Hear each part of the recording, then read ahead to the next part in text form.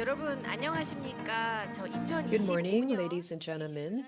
We will now begin the International Conference commemorating the 10th anniversary of the UNESCO joint inscription of tugging rituals and games held together with the 2025 Gijisi Juldarigi Folk Festival. I am Cha Bo-young and I will be your MC for today. Thank you very much for being with us despite your busy schedules. Today's international conference is a meaningful occasion where we will look back on the significance of the joint inscription over the past 10 years and explore ways of sustainable cooperation and solidarity going forward. Before we begin in earnest, I would like to introduce our VIPs in attendance today. And when I call out the names, I ask you to greet them with a big round of applause. We have from Dangjin City, the mayor of the city, Oh Sung-hwan. Next, we have with us Kim Ji-sung, Director General of UNESCO ICHCAP, who will be giving the opening remarks. Choi Yeon-suk, Vice Speaker of the Dangjin City Assembly, is also here with us today. Yoon Myung-soo, Chair of the Industry and Construction Committee at the Dangjin City Assembly, Kim Deok-ju, member of the Dangjin City Assembly, is also with us today. Kim Myung-hee, also member of the Dangjin City Assembly, is gracing us with her presence today. We also have Gu Cha-dong, member of the Gijisi Tug-of-War Preservation Society. Gu Eun-mo, president of the Preservation Society, is also here with us today. An Bo-nan, chair of the Korean Association of Preservation Societies, is with us today. We also have many important guests who have come from far away. We also have members of the different communities, but for the purposes of the proceedings, I regret to inform you that I cannot go through all their names, but I will instead call out the names of our speakers today. First of all, Meng Hong-chum, General Director of the Directorate General of Cultural Affairs, Ministry of Culture and Fine Arts, Cambodia. Next, Chanara Hoin, Deputy Director, Department of Books and Reading, Ministry of Culture and Fine Arts, Cambodia. Chen Ketia Che, General Deputy Director, Directorate General of Cultural Affairs, Ministry of Culture and Fine Arts. Next, our guest from the Philippines, Eric Barbara Zerudo, Executive Director, National Commission for Culture and the Arts at the Philippines, is with us today. Thank you. Next, Pablo Cuyajon, Municipal Councilor and Committee from the Philippines, is with us today. Ms. Renee C. Talavera, Chief of Program Management Division at NCCA, is also with us here today. Now from Vietnam, Do Thi Thanh Thuy, Head of Cultural Research Division at VICAS, is with us here today. Next, we have Dr. Letimin Lee, Vice Committee Member of the Vietnam Committee of Culture, is with us today. As you know, there have been 4 countries who were involved in the multinational inscription: Cambodia, Vietnam, Philippines, and there's one more country. Can you guess what that country is? Malaysia? It would be the Republic of Korea. Korea is one of the joint inscription countries, and we also have some members from Korea who will be serving as speakers and moderators. For the first session, we have Hwang Ji-hye, the moderator of the first session, senior researcher at the National Research Institute of Cultural Heritage. The moderator for the second session is Kwon Ho, former Director General at UNESCO ICHCAP. Thank you. The last session will be moderated by Kim Hyung-kun, Research Professor of International Culture Studies at Jeonbuk National University. And we also have a speaker in the first session from Dangjin City for over 10 years, in fact, since the time of the inscription, and even now. This person has been living and breathing Gijisi Tug-of-War, Ko Tae-young, curator at the Gijisi Tug-of-War Museum at Dangjin City. And from the Korea Heritage Service, we have Kim Soo-yeon, Deputy Director from KHS, who will be arriving shortly. 공식으로 발표자나 좌장으로 참가하신 분은 아니기는 한데요. 그 4개국이 워낙 공동등재로 똘똘 뭉쳐서 협력을 The four countries have worked so closely together for joint inscription, and there have been other countries who've seen this and thought perhaps maybe we can join the fun. And for that, we would like to invite Dr. Eo from Malaysia, the Ministry of Culture, who is gracing us with his presence as a special observer. Please give him a big round of applause. I did take some time in introducing our guests, but you should know that there are many other members, practitioners, who are here with us today, very interested stakeholders. And if you look around the hall, you might see, oh, there are other members from other communities, local communities from the Philippines, Cambodia, Vietnam, who have come all the way here to showcase their own practices to us. They will also participate in the proceedings, ask questions, maybe provide answers. So we do have very important guests present here from other countries as well. With this, we will conclude the introductions. Thank you to all of you for attending today's conference. And with that, we will begin the event in earnest. To begin with, we would like to invite one of the co-hosts of today's event, from UNESCO ICHCAP, Director General Kim Ji-sung will begin with his opening remarks. Please give him a big hand.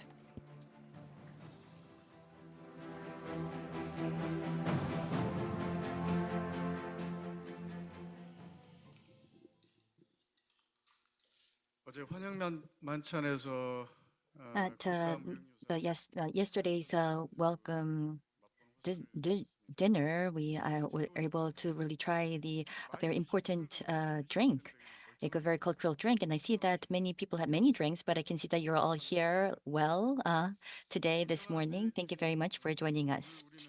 Distinguished guests from home and abroad, today we are gathered here for a truly meaningful occasion to commemorate the 10th anniversary of the joint inscription of tugging rituals and games on the UNESCO representative list of the intangible cultural heritage of humanity by Vietnam, Cambodia, the Philippines, and the Republic of Korea.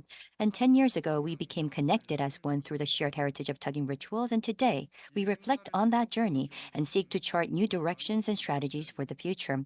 I would like to express my heartfelt gratitude to Mayor Oh Sung-hwan of Dangjin City, Chairman of the Dangjin City Council, and Chairman Seo Young-hoon, and all council members for their unwavering support of this event. I also extend my thanks to Mr. Koo Ja-dong, the official holder of the tradition, Mr. Koo Mut, President of the Preservation Society, Chairman An Bo-hwan, and Chairman Choi Hong-seop of the Festival Committee, along with all related personnel.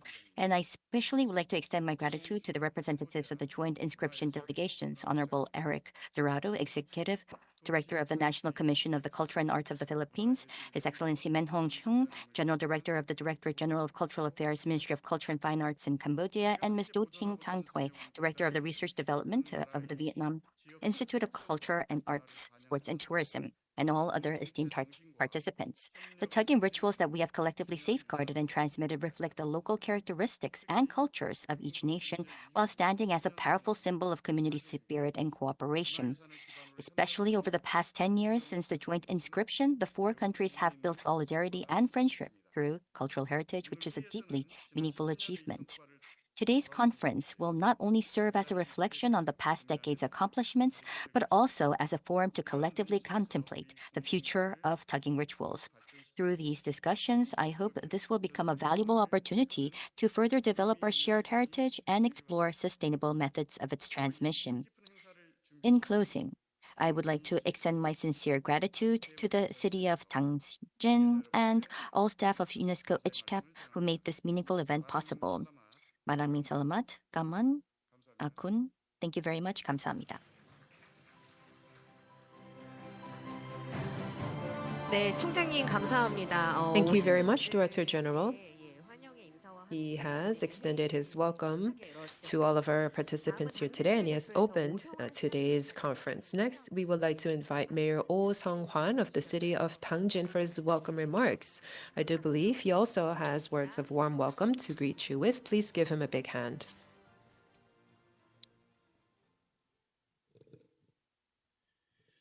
예, 오늘 국제 학술대회 참석 We are gathered here today for this international conference.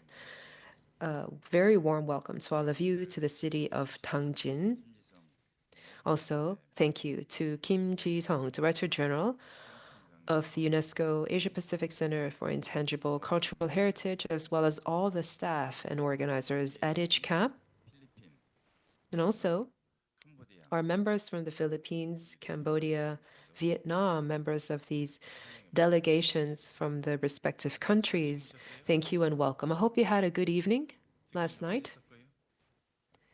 Did you enjoy last night's proceedings? I think that we all enjoy having a drink.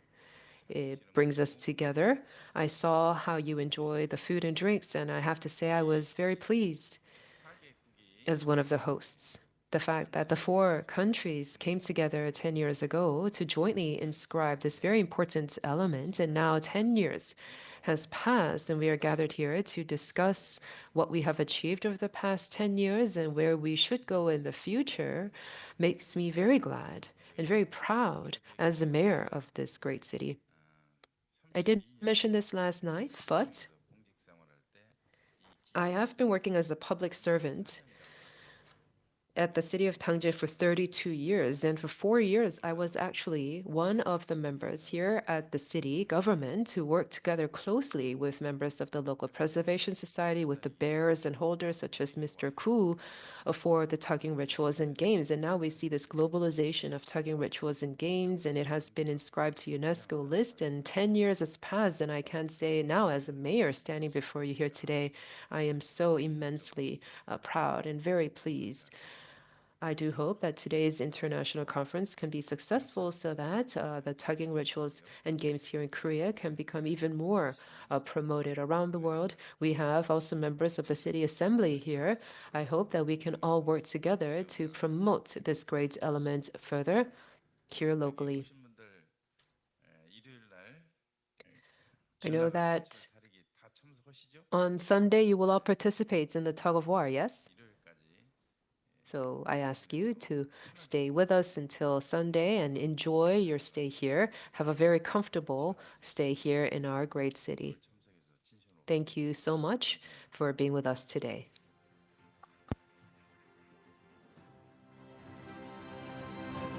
네, 시장님 따뜻한 환영의 인사 감사드립니다. Mayor, thank you very much for the warm welcoming remarks. And I was here and down the stage I was listening attentively to the mayor, and you can see that he really has a warm and welcoming demeanor and face. And I believe that that's why Dangjin City has been in full support of our cultural heritage.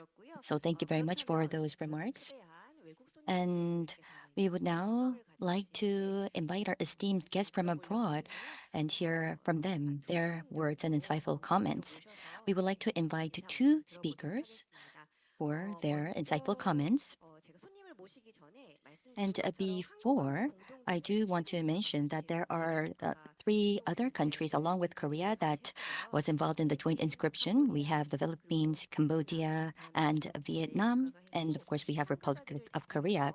And I would like to invite Honorable Eric Barbar Zerodo from the Philippines and His Excellency Mon Hong Chung from Cambodia, representing the Joint Inscription Nations, to give us their insightful comments. So first, I would like to invite Honorable Eric Barbar Zerodo, Executive Director of the National Commission for Cultural and Arts of the Philippines, for his comments. Please welcome him with a big round of applause.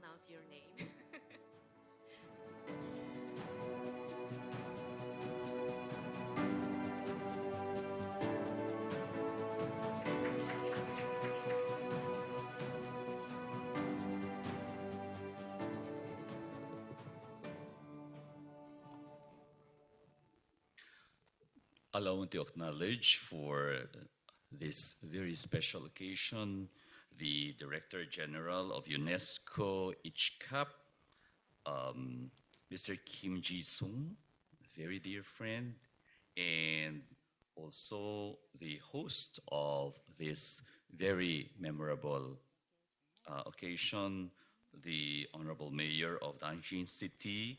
I would like to acknowledge Oh Seong-hwan.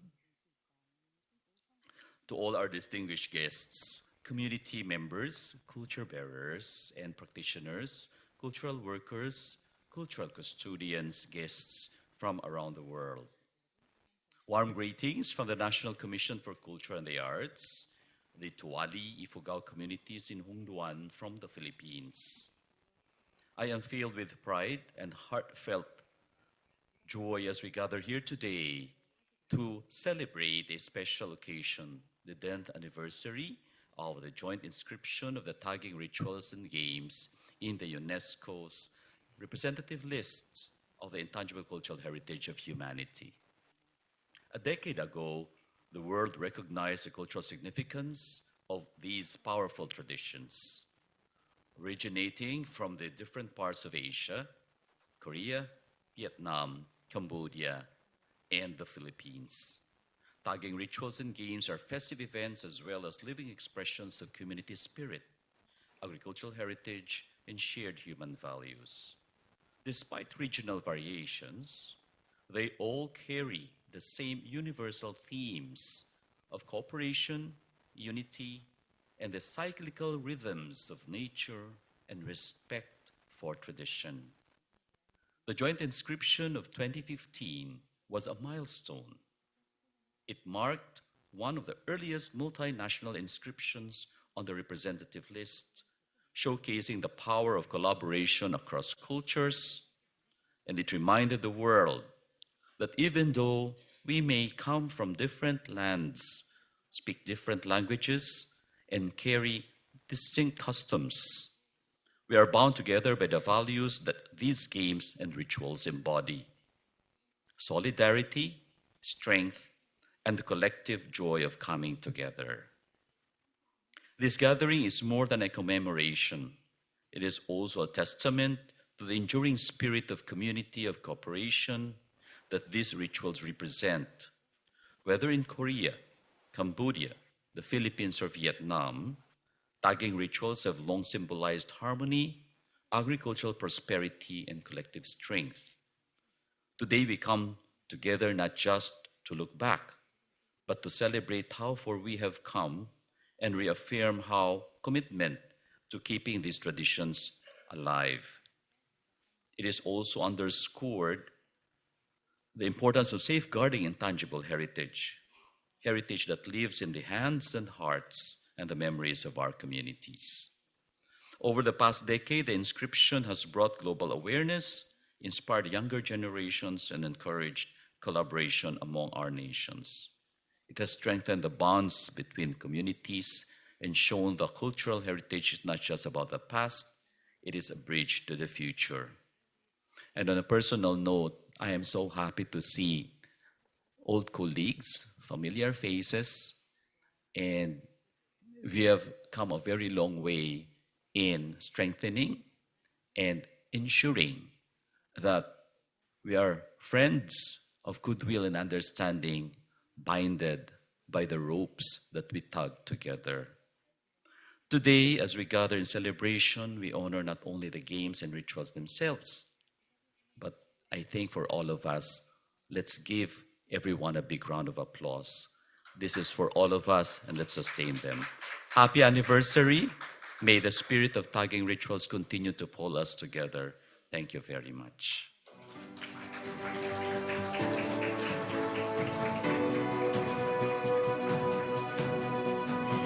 네, 사무총장님 감사합니다. Thank 줄로 you very 이어지는 much. 하나 되는 Yes, 공동체 that we become one and have the spirit of community through the ropes that we tug. That was Eric Cerudo, Executive Director from the National Commission at the Philippines. I do think that, as he said, we should have the sense of ownership and the sense of pride as we continue to safeguard and transmit this noble heritage. Next, we would like to turn to Cambodia and hear from Mong Hom Chum, General Director at the Ministry of Culture and Fine Arts. 맞이해 주시기를 부탁드립니다. Please welcome the director with a big round of applause.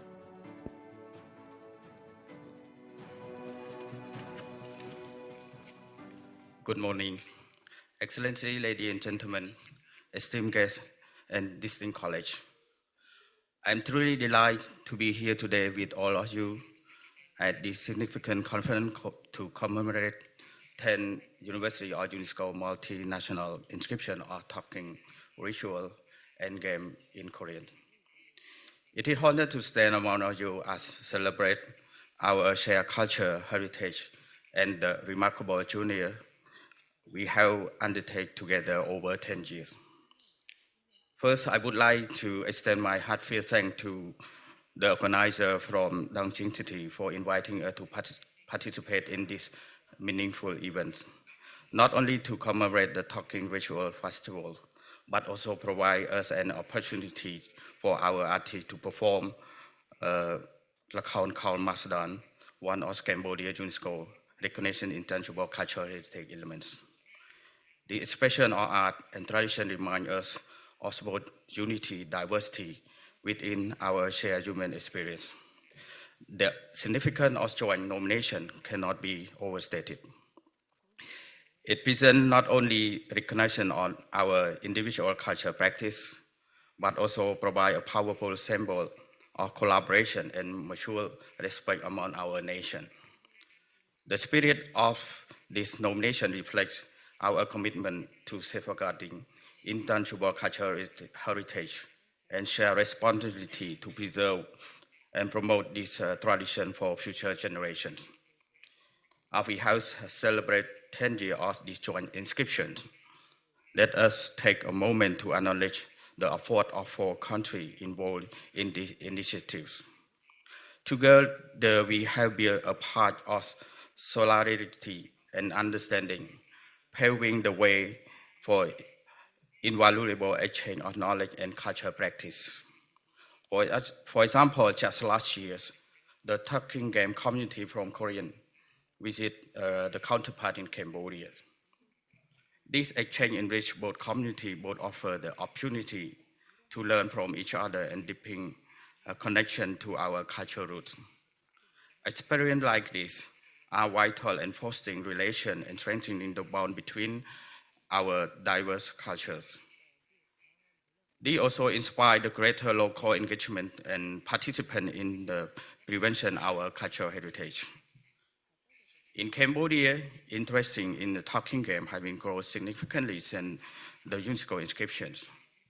The community in Kampong Kong, in particular, has experienced incredible transformation with an increasing participation each year.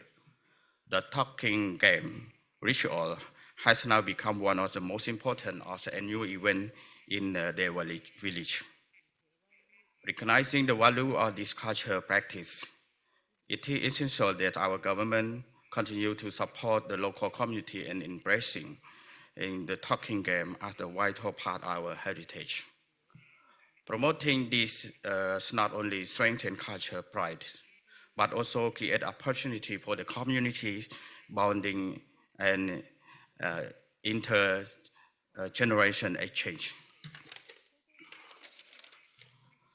I also pleased to inform you that at the end of this year, Ministry of Culture and Finance in Cambodia, in cooperation with the local government and the community, will host the celebration in Phnom Penh to mark the 10th University of Tugging Games. The event will serve as the platform to raise awareness about the Tugging game and encourage the broader participants across the societies. As we gather here today, I hope the conference encourage a meaningful discussion, lead to the concrete action for continued protection and promotion the Tugging game. Let us work together to ensure that tradition continue to thrive and that the spirit of community cooperation and cultural exchange remain strong for generations to come. I thank you again for the opportunity. I'm looking forward for a fruitful conversation and discussion ahead. I thank you.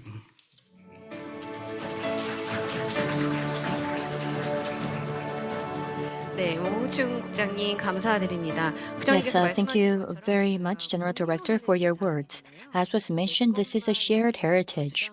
It's not about just a society where we state our own interests, A shared heritage has to do with our heritage, but also collaboration and cooperation with others.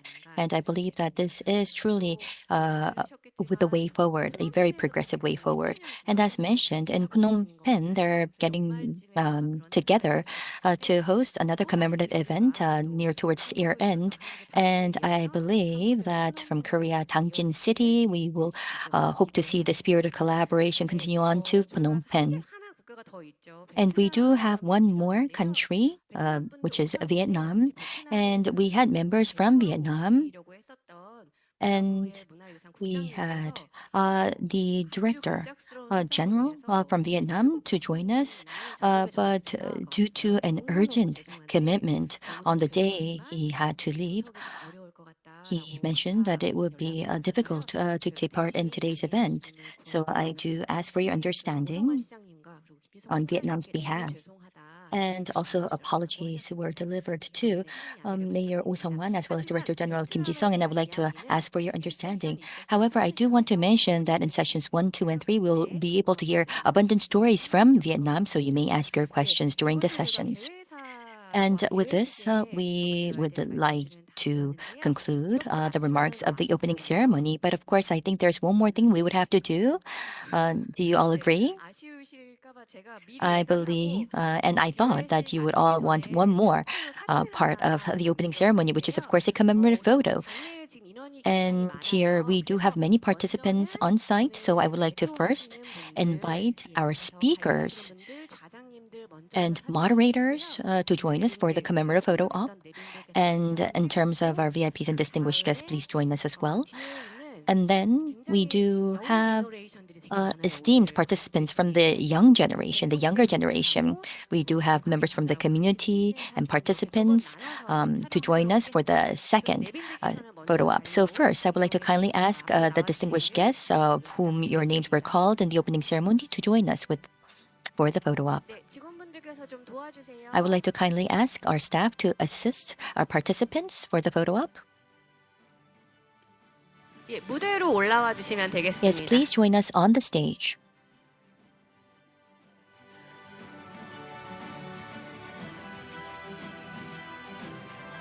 The chairperson and the speakers, please come forward, and we'll have the group photo session now.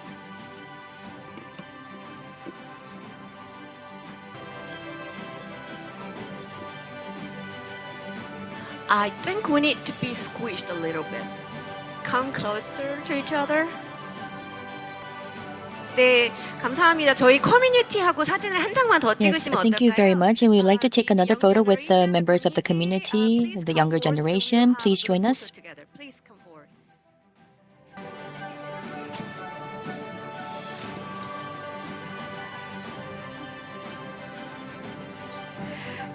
네, 저희 방금 기념 촬영을 Yes, 마쳤습니다. thank you very much. We just took the commemorative photo, and we will have to briefly rearrange the stage, and we'd like to take a short break. We do have coffee and refreshments out at the foyer, so we will take a 10-minute break, and we will resume at 10:50 with session 1. Ladies and gentlemen, we do have refreshments out at the foyer, and we'll take a short break, and we will begin session 1 at 10:50.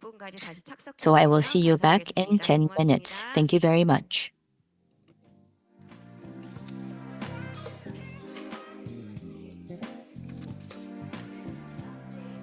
네, 저희 1세션 시작하도록 하겠습니다. 밖에 커피하고요. We will now begin the first session. There are coffee, juice, and different refreshments outside. I understand you might have gotten your sugar fill. 어제 분명히 본 당진 분들은 굉장히 I saw the people from Dangjin yesterday, and you were all cheerful and very energetic, but today you seem a little bit subdued. Perhaps you might have used up your energy yesterday. 시작하도록 하겠습니다. We will now kick off the first session in earnest, but before we do that, I would like to provide some housekeeping announcements. The participants who have come into the international conferences up until last year might feel that today, this year's international conference might seem a little bit different. In fact, of course, all our international conferences have been special every year, but now that we are commemorating the 10th anniversary, we wanted to do something special, very unique. So we have invited some people who participated 10 years ago and some people who joined in the interim and people who are active presently. And we wanted to ask them how things began coming together for the joint inscription and what we can do in the future. So we have tried to prepare some talks, some casual talks among the panel. It's less formal. So this is a way for us to probe into their knowledge and their memories and also the participation of the audience members and, of course, the great skills of the moderator. Well, all of these things have to come together and create a sort of balance so today's international conference can be successful. And with that in mind, we have been very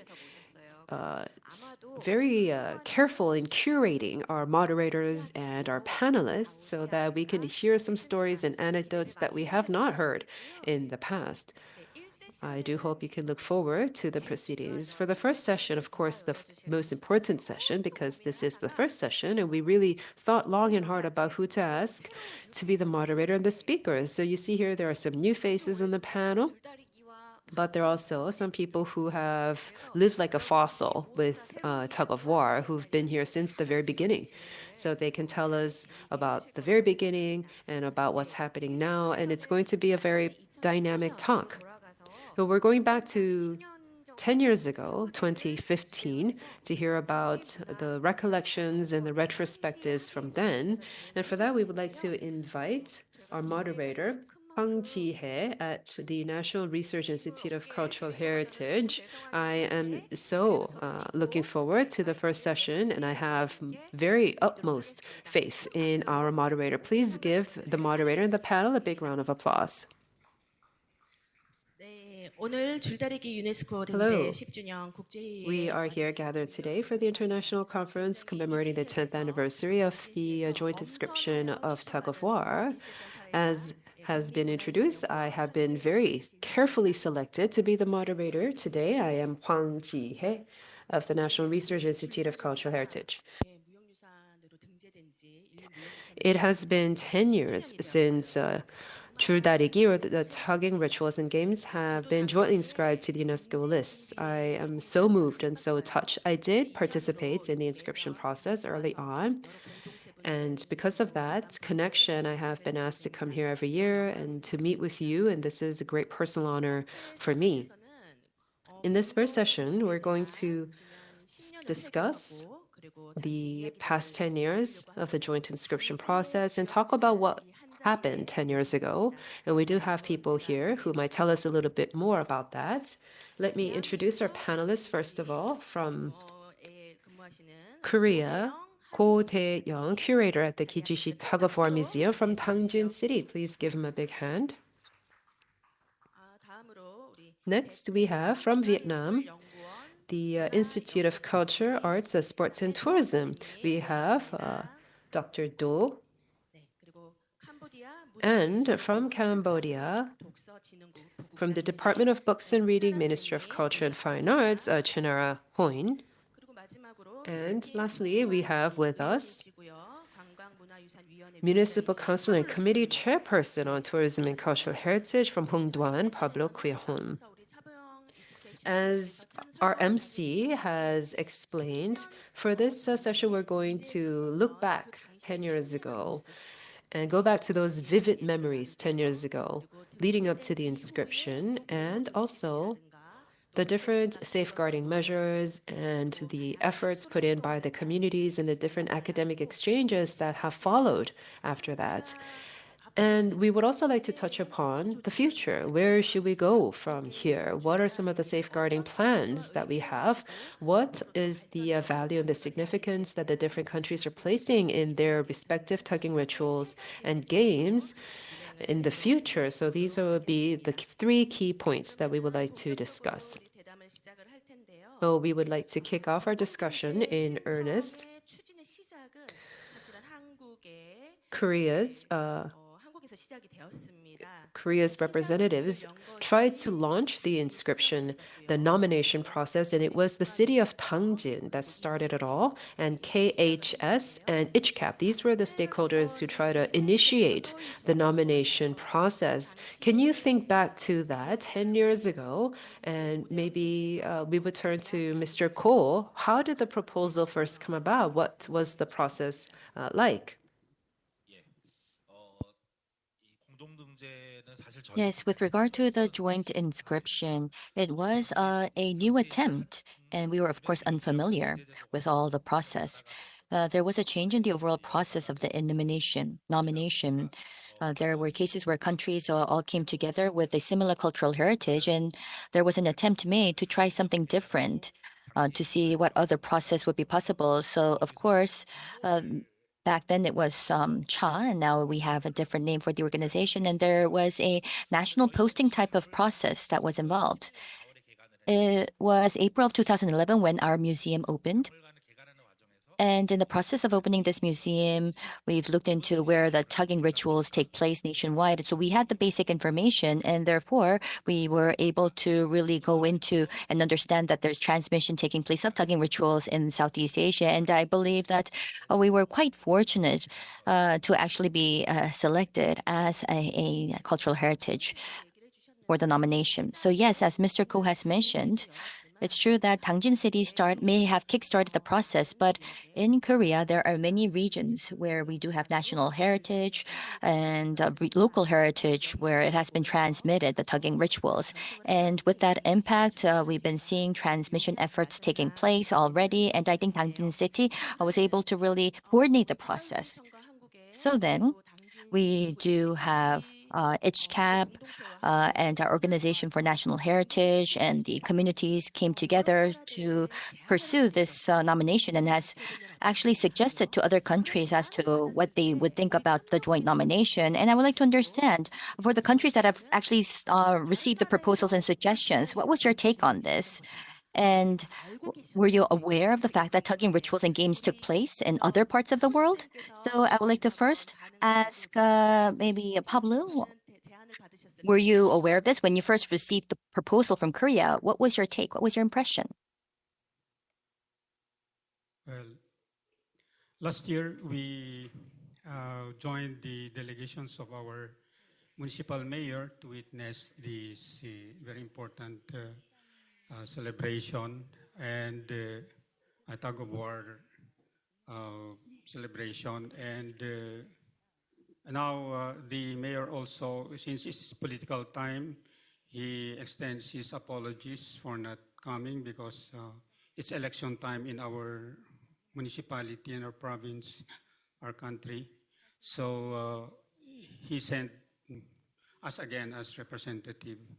But we were amazed really in joining this tug-of-war festival, and we are unaware that in this country, a beautiful country and a progressive country, also practice a similar culture that we have in our province.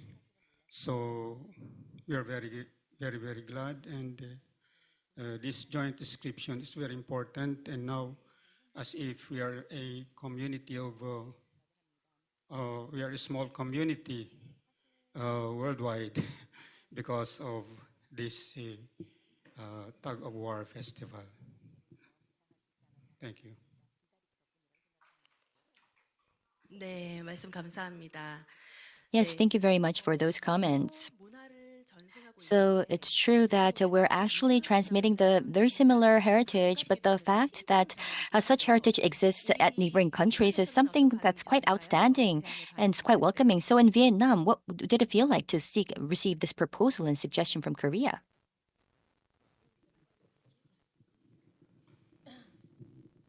Thank you very much for the questions.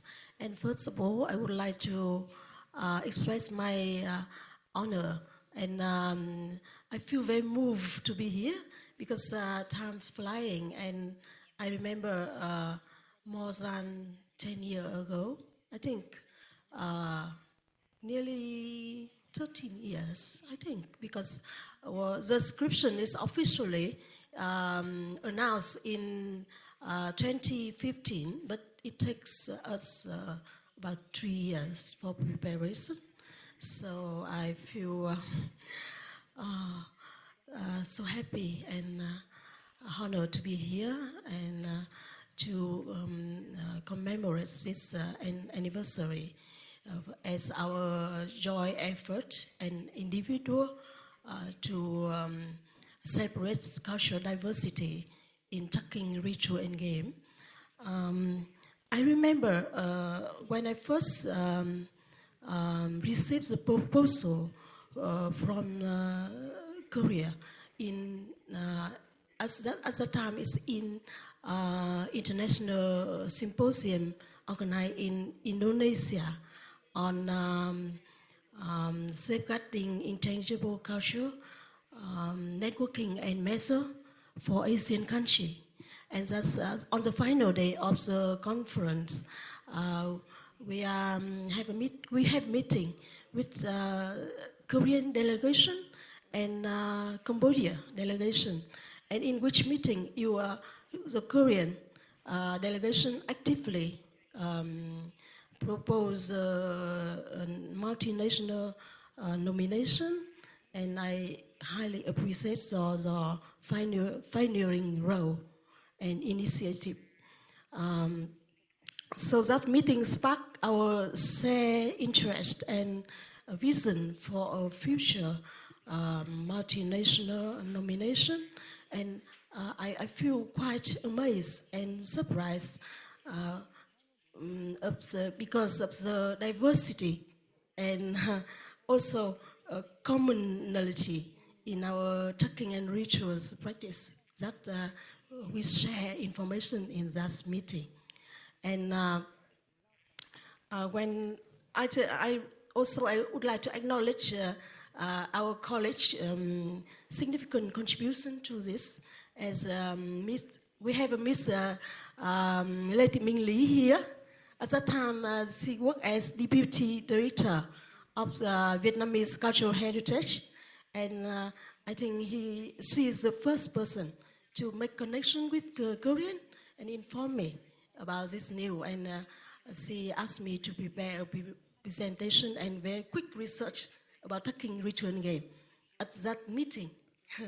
So thank you very much for the contribution, and I think this meeting very important because it raises feasibility and also timeline, the specific measure to make this nomination can be become reality.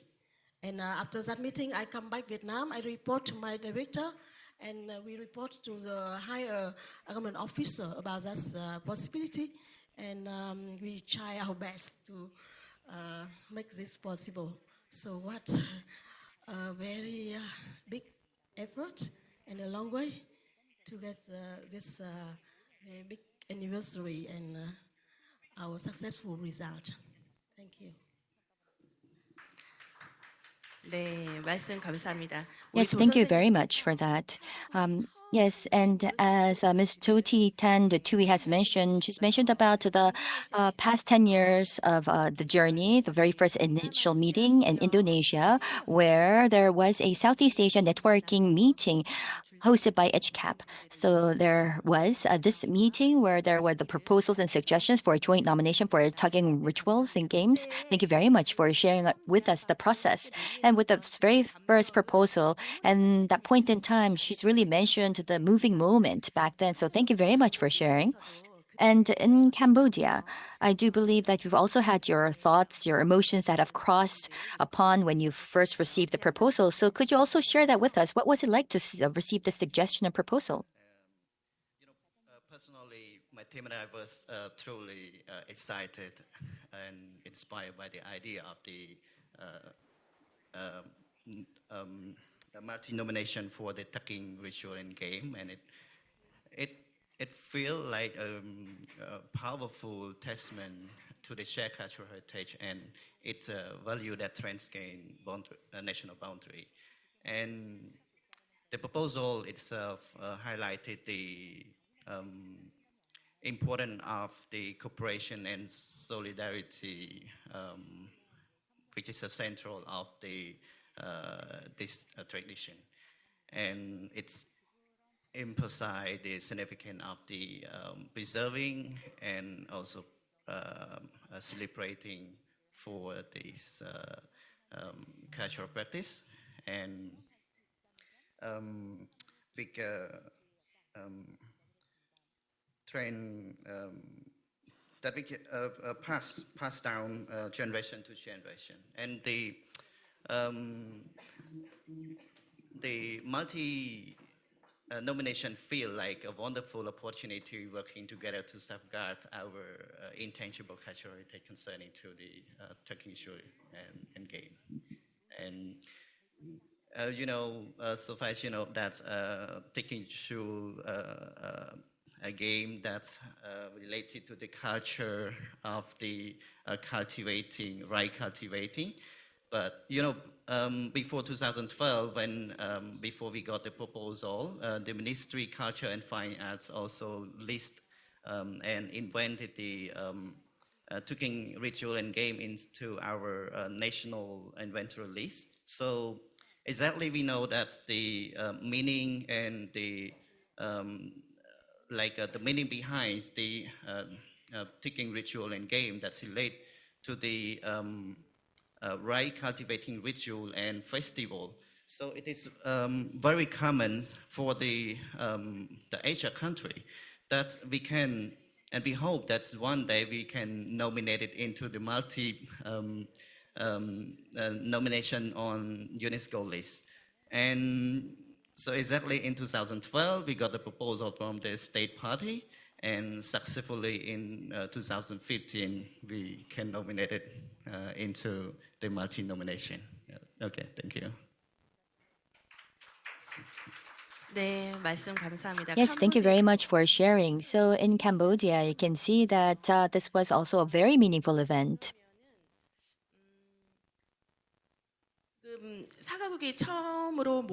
So then, after the four countries gathered in one place, of course, there were a list of events that took place afterwards, and particularly, as was mentioned by our speaker from Cambodia, something that really resonates with me, if I may share that with you, is that you've also mentioned about the national inventory. If you think about the Tugging rituals, before this joint nomination, the relevant countries and some of the relevant countries actually before having this listed on the UNESCO's list, it's important to have the heritage be listed on the national inventory.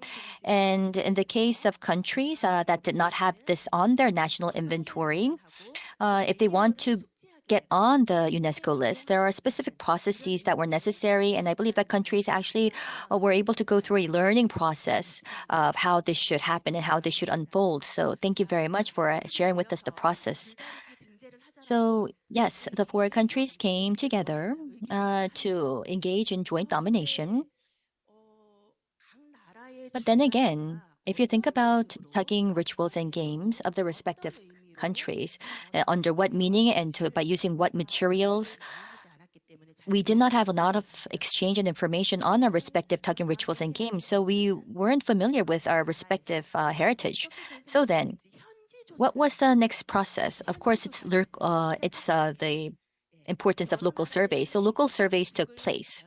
The relevant countries visited each other, and I believe that the respective Tugging rituals of the countries probably seemed quite different.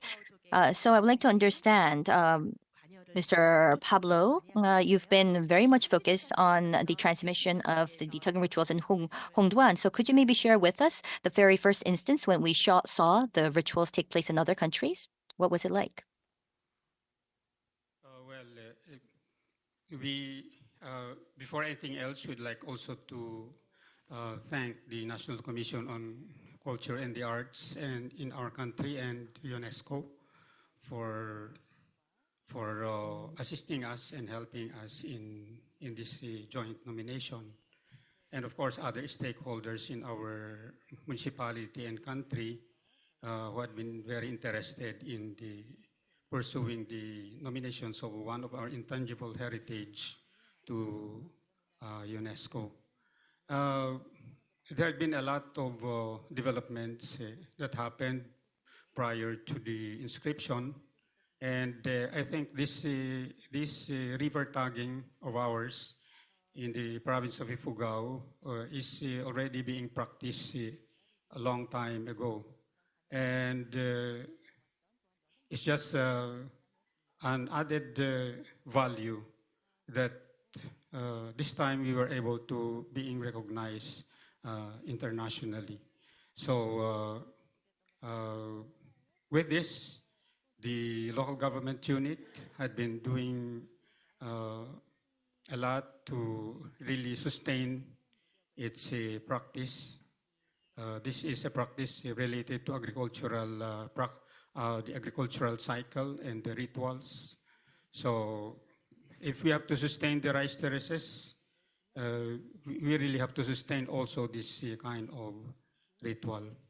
And so there had been a lot joint undertakings between national government and the local government. We had been passing local legislations, especially in the council, the legislative council, to strengthen the celebration and providing a meager fund for the purpose of funding some activities, small activities for the tagging ritual.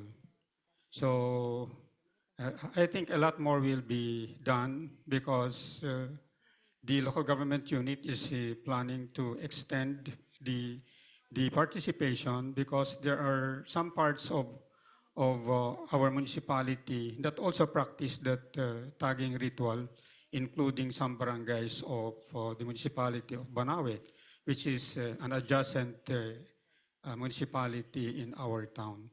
I think when it comes to culture, it doesn't recognize any political boundaries, but it's more or less like it's a practice that is being practiced by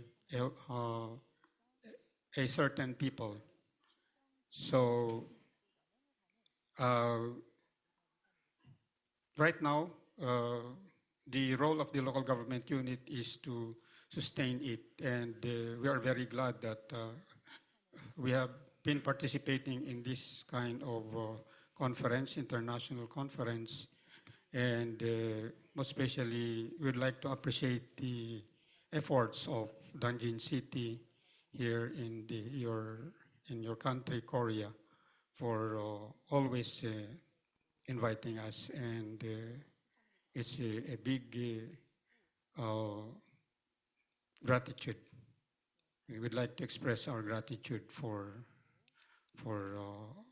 this activity, and we hope you do not tire in doing this, because eventually you are gathering a community of people in different countries with diverse culture, but with a common direction and objective.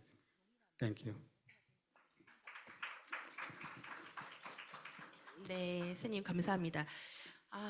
얼마나 의미 있는 Thank you very much for that intervention. Yes, there were so many significant engagement and many governmental activities, and he has provided us with some examples of how they are working very systematically in the Philippines to try to achieve a good outcome.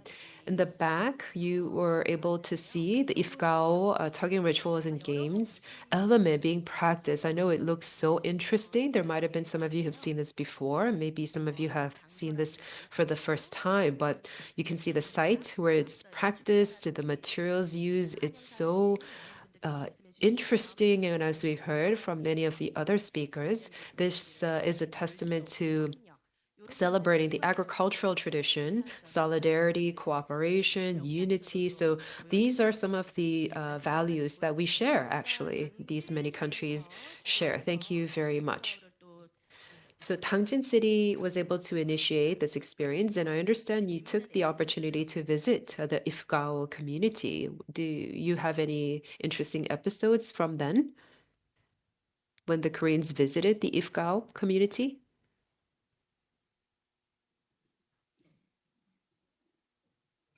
Yeah, something like 2019년의 일입니다. So this was back in 2019, if you remember. yeah, the visit of our counterpart here in South Korea to our municipality. Yeah, I think as they say in the Philippines, it's more fun in the Philippines, and so I think they have enjoyed the river tugging, and they have immersed themselves to the water, and maybe I don't know, they felt those very cold water of the river. So hopefully they have enjoyed it. Because that experience, it's really a very fun experience, and you can just see with all the participants coming from the different villages, and even some guests, local and international. Thank you. 네, 말씀 감사합니다, 선생님. Thank you 저는 very much for that. 한국 측이 갔었을 때 반응도 궁금하지만 I'm curious to hear what the Koreans thought about that experience, but also when the Ifgao community saw all of these foreign participants coming to their community to see the tugging ritual and game, I wanted to know what the Ifgao community thought of all of these foreigners coming to their community to see this.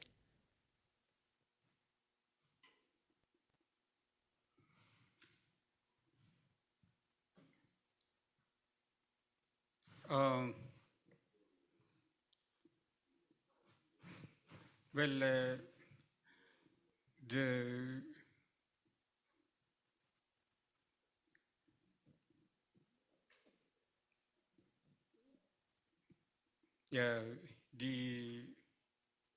their participation in our festival.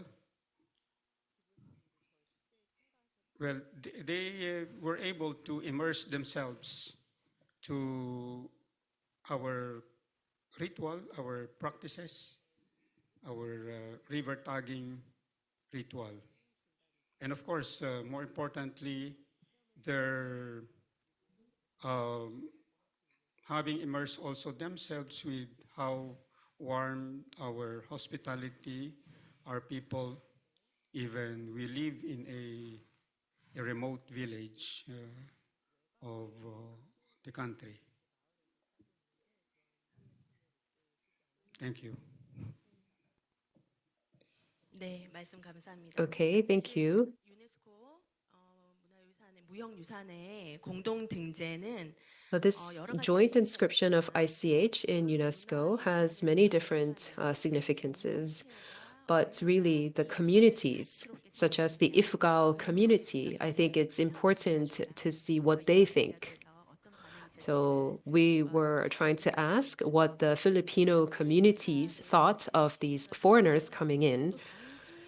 In any case, I also asked a question about these local surveys, about the field studies.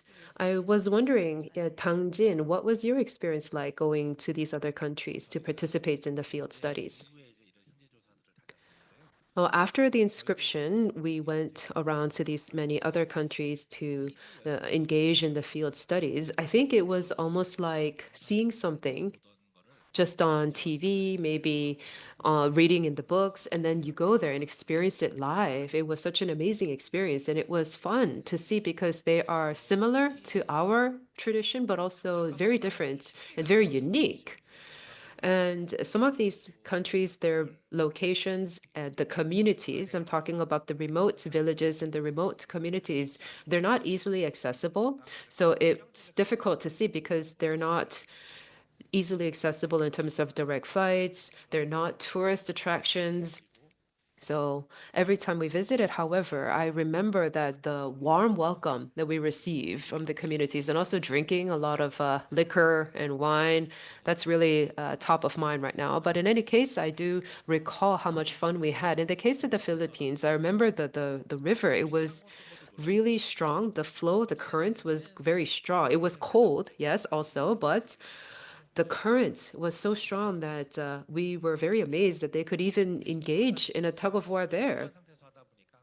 Because in Korea, typically it's very dusty. We engage in the tugging ritual in a dry season, but in the Philippines, they do it in the river, so that was also very amazing.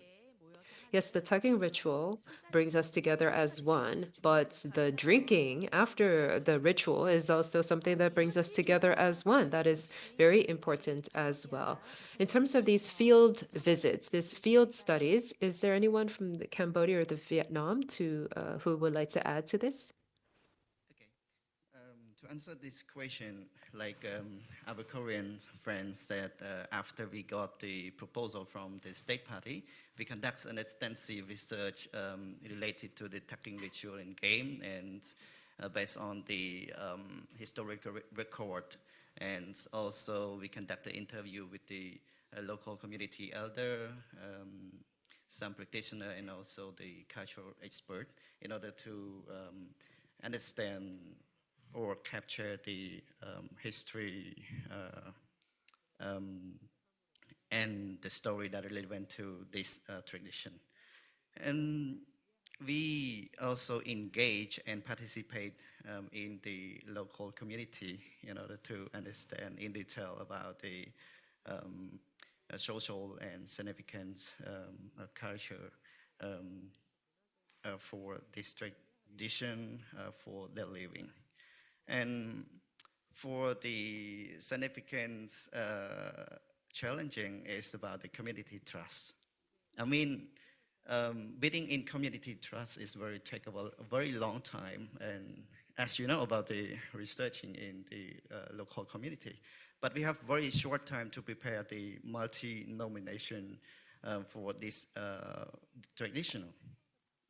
So I remember that my team went several times to the local community to conduct the interview or participate or adapt in the local community. Even they are not celebrate the tugging ritual in game, but we have to go and participate in the local festival in order to make a good relationship between the community and our researcher. But then we got a very detailed information about something that related to the tugging ritual and game. And one memorable moments that we were invited to participate in a small and informal tugging ritual and game in the local community that was a sign of acceptance trust from the community. And these experiences underscore the importance of patience, respect, and also the engagement in building trust in the community. Yep, thank you. 네, 말씀 감사합니다. Thank you very much for that. Yes, Chunara Hoin has said that it is so important that even even if it's our own country, and even if it's going to a community in our country, there could be different perspectives. There could be different opinions. So for an outsider to go into a local community, it takes time for us to understand that cultural tradition. So he has talked about the difficulty of the process and how it took time to build that level of trust and build that level of rapport so that the local community can participate very actively in this. Thank you so much for that great example. Next, what about Ms. Do from Vietnam? Do you have something to share? Yeah, thank you for the sharing. And from my experience, at that time, my institute, we have a different research team, and we divide to carry out research in different locality, like some research about Hương Canh tugging ritual and game, some research tugging ritual and game in mountainous area, and I myself, with my college, conduct field work in Hilltop Festival, and it's very unique. My experience is, I think, tucking ritual and game is like a transforming experience because I can inspire from the energy, positive energy of the village there. And so I feel it's something very sacred because all the villagers, they very sincere, have a sincere attitude, and they wish for the happiness and fertility. They follow very strict customary rule of the ancestor passed down.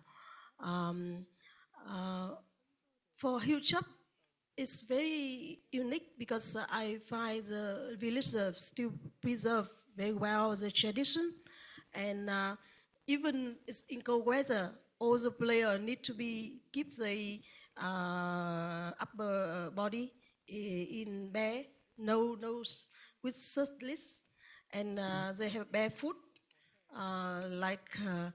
In that way, they want to have I think that they recharge the energy from nature. So it's very interesting. And also when we interview the elderly, they said they very advocate the name of tucking ritual and game rather than a game, because they are the knowledgeable and the tradition god of the village, and they told me a lot of interesting meaning of the tucking ritual and game. Actually, we don't face any challenges in conducting our field work, but I feel it's good to interview the elderly because they're knowledgeable and they tell us many interesting things. And at the same time, we observe the young people and to see how the tradition is transformed over time, and also how the tucking ritual and game adjust with the changing condition. For example, in Hilltop, the date of festival have been keep the same, but the location where the festival held is a little bit changed, and also we find many other aspects relating to sustainability or ecological aspect that have environment implication. In the past, people can grow bamboo in the village, and they choose the best bamboo for the festival.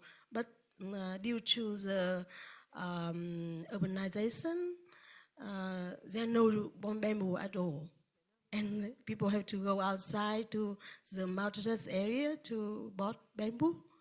And I think if we can pay attention to this and try to grow as many bamboo as possible, it can help the villagers to protect the nature environment, and so it can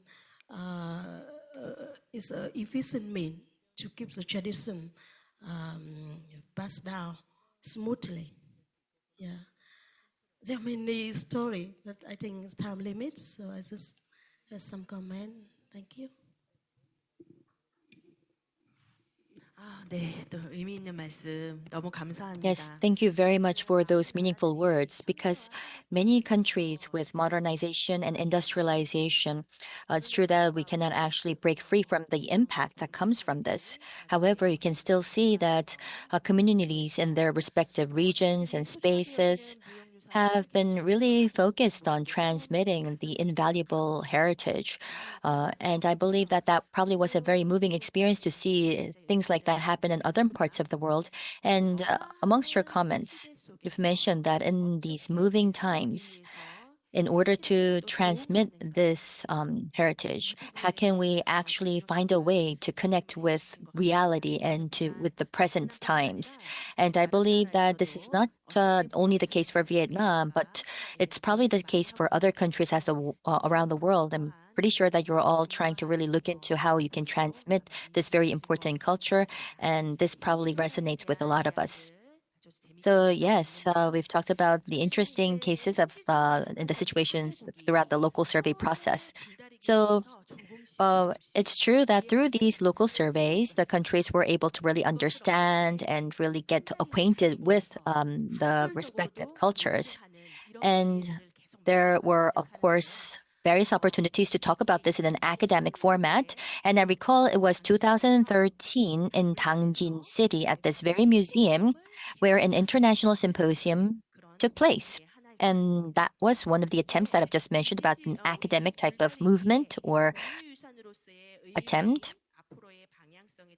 And with regard to the meaning of tugging rituals and the way forward, there were a lot of discussions back then in 2013. So I'd like to ask our speakers, do you recall any issues that were mentioned or any discussion points that were mentioned during the 2013 International Symposium?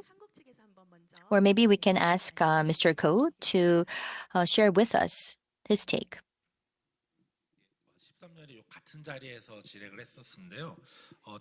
Yes, it was 2013 here at this very stage, and we talked about shared heritage. And as you can see in the pictures and the videos, the tugging rituals and games look slightly different. The format may be slightly different, but then what we talked about was why this is, regardless, still a shared heritage. And of course, the materials that we use and the timing may be different. But then again, in this rice cultivating cultures and communities, it's about solidarity, and it's about a ritual and games that brought all of the members of the community come together. And that was the common denominator. And we've talked about that extensively during the discussions. Yes, thank you very much. So are there any other comments that you would like to add from our other speakers? Any meaningful discussions that resonates with you? Anything that you really remember back from 2013 at the symposium?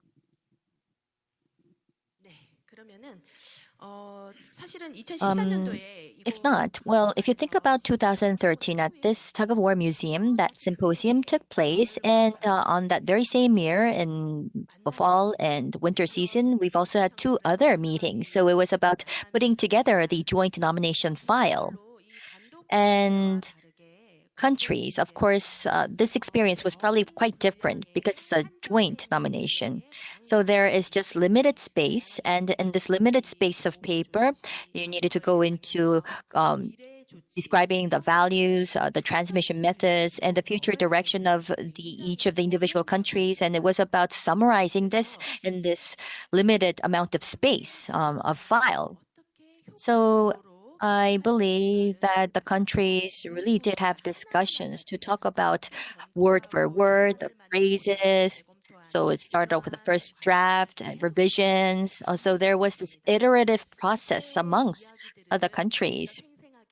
And I would like to also ask our speakers today, what was it like, that drafting process of the nomination file? Yes, maybe Ms. Do, would you like to share with us what that process was like of drafting the file together? Yeah, I remember Korea side is you actively organize 2 intergovernmental meeting on nomination, draft nomination form, and I have a chance to come here twice in 2013, long time. So sometimes my mind goes somewhere. But I learned a lot from those 2 meetings because this is the first time I have experience in outlining multinational nomination, and the experts have shared a lot of knowledge about that. And Vietnam think is a good chance for us to learn from you. For example, through the process, I learned that the form is very structured, and you need very concise information and also very subjective information. In the form, it's not need to demonstrate the agreement and the consent from the community, as well as need to highlight the main cultural meaning, social meaning of the heritage. Also we need to balance the amount of information among the four countries, and we need to select the best photo, as of only each country have only two photos, and in total we have 8. And then I remember that Cambodia have another one, and Korean have another one. So it takes time to select the best photo, and also we need to review the edited film, a 10-minute film about our heritage. And it's challenging to choose which video clips should be put there to present for the rich cultural meaning and very diverse cultural meaning. So it's a good experience for me. And I also learned that from the professor attending the conference. And it's opened my mind as well, because previously we think intangible cultures is something very traditional, very static, not much change, but as she said, we need to remove some typical word like traditional, typical. It's so like breathing heritage, and we need to show some aspects, some adaptive aspect of intangible cultural heritage in the current time, and also find out the challenges to preserve and promotion intangible cultural heritage for people, especially for young generation. So I learned a lot from that process. And I remember at our final meeting in 2013, all participants agree that the name of the nomination file should be Tugging Ritual and Game, Zarozan Tug-of-War. So it's very interesting, and I find out that people were happy with that title. Yeah, that's some of my comment. Thank you. 네, 교수님 감사합니다. Yes, thank you very much for sharing. Yes, so back then, 4 countries came together to prepare the nomination file. And she talked about the issues, the challenges, the concerns, and the technical aspects of putting together and drafting the file. And also the fact that this is a breathing and living heritage. And to have this well reflected and to make sure that it befits the values of UNESCO, and to really bring this together in one file. You've really shared with us the process and efforts. Thank you. And in addition, she's also mentioned that the countries, even before preparing the file, there were various efforts of safeguarding intangible heritage. And I would assume that back then, it was more so talking about finding a way to just set forth a specific format or a type or its original form. But then again, if you think about this convention, it's about having this handed down. It's about having this living type of heritage. So in the process of joint nomination, I can see that there were different aspects and different ways to approach this and to really study that and really open up in terms of this concept. She's really shared that with us, and thank you very much for sharing that with us. And also from Cambodia, anything also that you would like to add in terms of the process of for drafting the nomination file? So far as you know, for the preparing multi-nomination is very complex and very yes, we have to take a long way together amongst the four countries. And during the preparation of the multi-nomination for the Tugging ritual and game, the most part memorable for my team was about the coordinating historical documentation for the Tugging ritual and game. I mean, we four countries have a unique practices about the cultural practices and the historical record. So we have to find only one way go to the same paper. So it is the challenges. And another one challenging is about the language barrier. Communication and documentation in the multiple languages is lead to misunderstanding or misinterpretation. So translating and verifying the information in detail in different language needs a very careful coordination. Despite the challenges with the careful coordination or planning, the country can nominate it into the multi-nomination. Thank you. 네, 굉장히 그 노련함이 필요했습니다. Yes, it took a lot of skill and expertise and technique because of what the convention says and also what is actually being practiced in real life. And we had to match that as we draft the nomination files. Yes, what about Pablo? Can you share us the experience of writing the nomination files? Thank you very much, ma'am. I was a local official in our municipality, and there are separate functions. And of course, the process for nomination was well coordinated by the National Commission on Culture and the Arts to our local chief executive and all the other stakeholders who participated in subscribing to the nomination process and to the necessary requirements. And so even UNESCO also assisted us.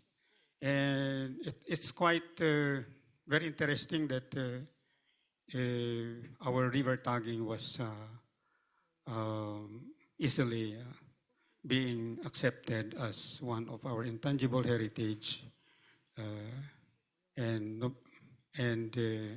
was able to pass the nomination and granted the inscription.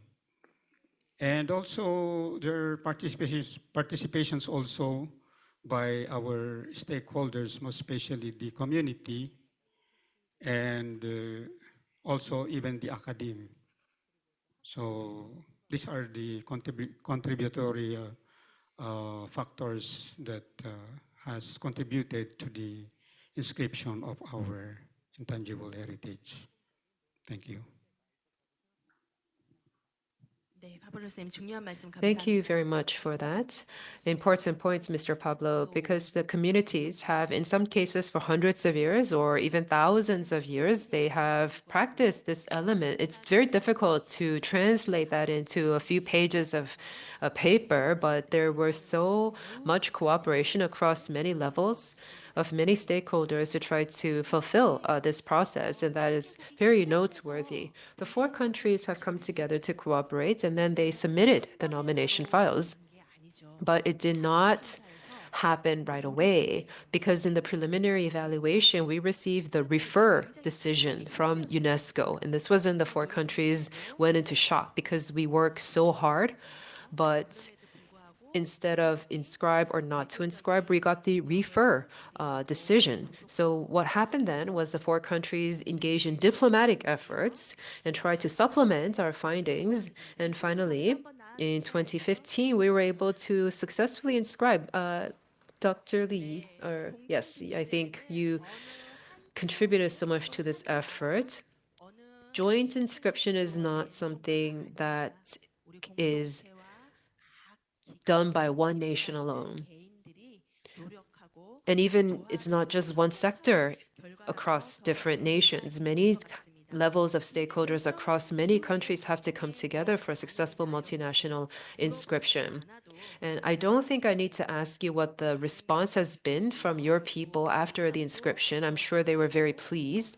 And the communities especially were very probably proud and very responsible for what they have to do in the future. So perhaps we now come to an important point. We've had the successful inscription. That, of course, has so much significance. But after the inscription, it's important for us to understand and define what we're going to do going forward. How are we going to make sure that this is transmitted to the future generations? And are even the future generations dedicated and committed to transmitting and safeguarding this? The four countries here have a mandate to promote and safeguard and also continue to encourage the transmission of this element. So maybe we can hear from the four countries how they did so. Perhaps we can hear from Korea first. 어떻게 보면 등재 이전에는 Yes, so before the inscription, yes, of course, that's very important, but I think it's what we do after the inscription is even more important. And we really try to engage in all kinds of activities. The Dangjin City and the Gijisi the Tug-of-War Museum and the Preservation Society, they all worked very hard at this. But in Korea, there's also a Korean association, like a federation of different preservation societies. In Korea, the 6 tugging rituals and games that are practiced locally were together inscribed. And then there are preservation societies for each of these 6 tugging rituals and games. So they are engaging in many different demonstrations and different events. In fact, there's going to be one tomorrow. And as has been mentioned, we continue to engage in exchange with our counterparts in Vietnam, Cambodia, and the Philippines. And one thing is that there's a culture box. It's an educational toolkit that describes the tug-of-war ritual.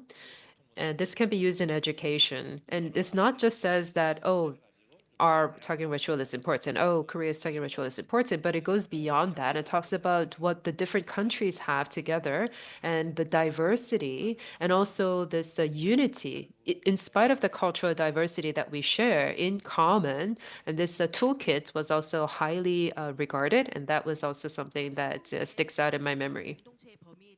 Thank you very much. In Korea, we've had many discussions about how to define the boundaries of communities, and that is why it led to the founding of different preservation societies, as he has mentioned. And there are many different meetings, big and small, of these preservation societies. And in fact, that is how we are able to continue to have events like this because of the efforts of the communities and the preservation societies. What about the situation in Vietnam?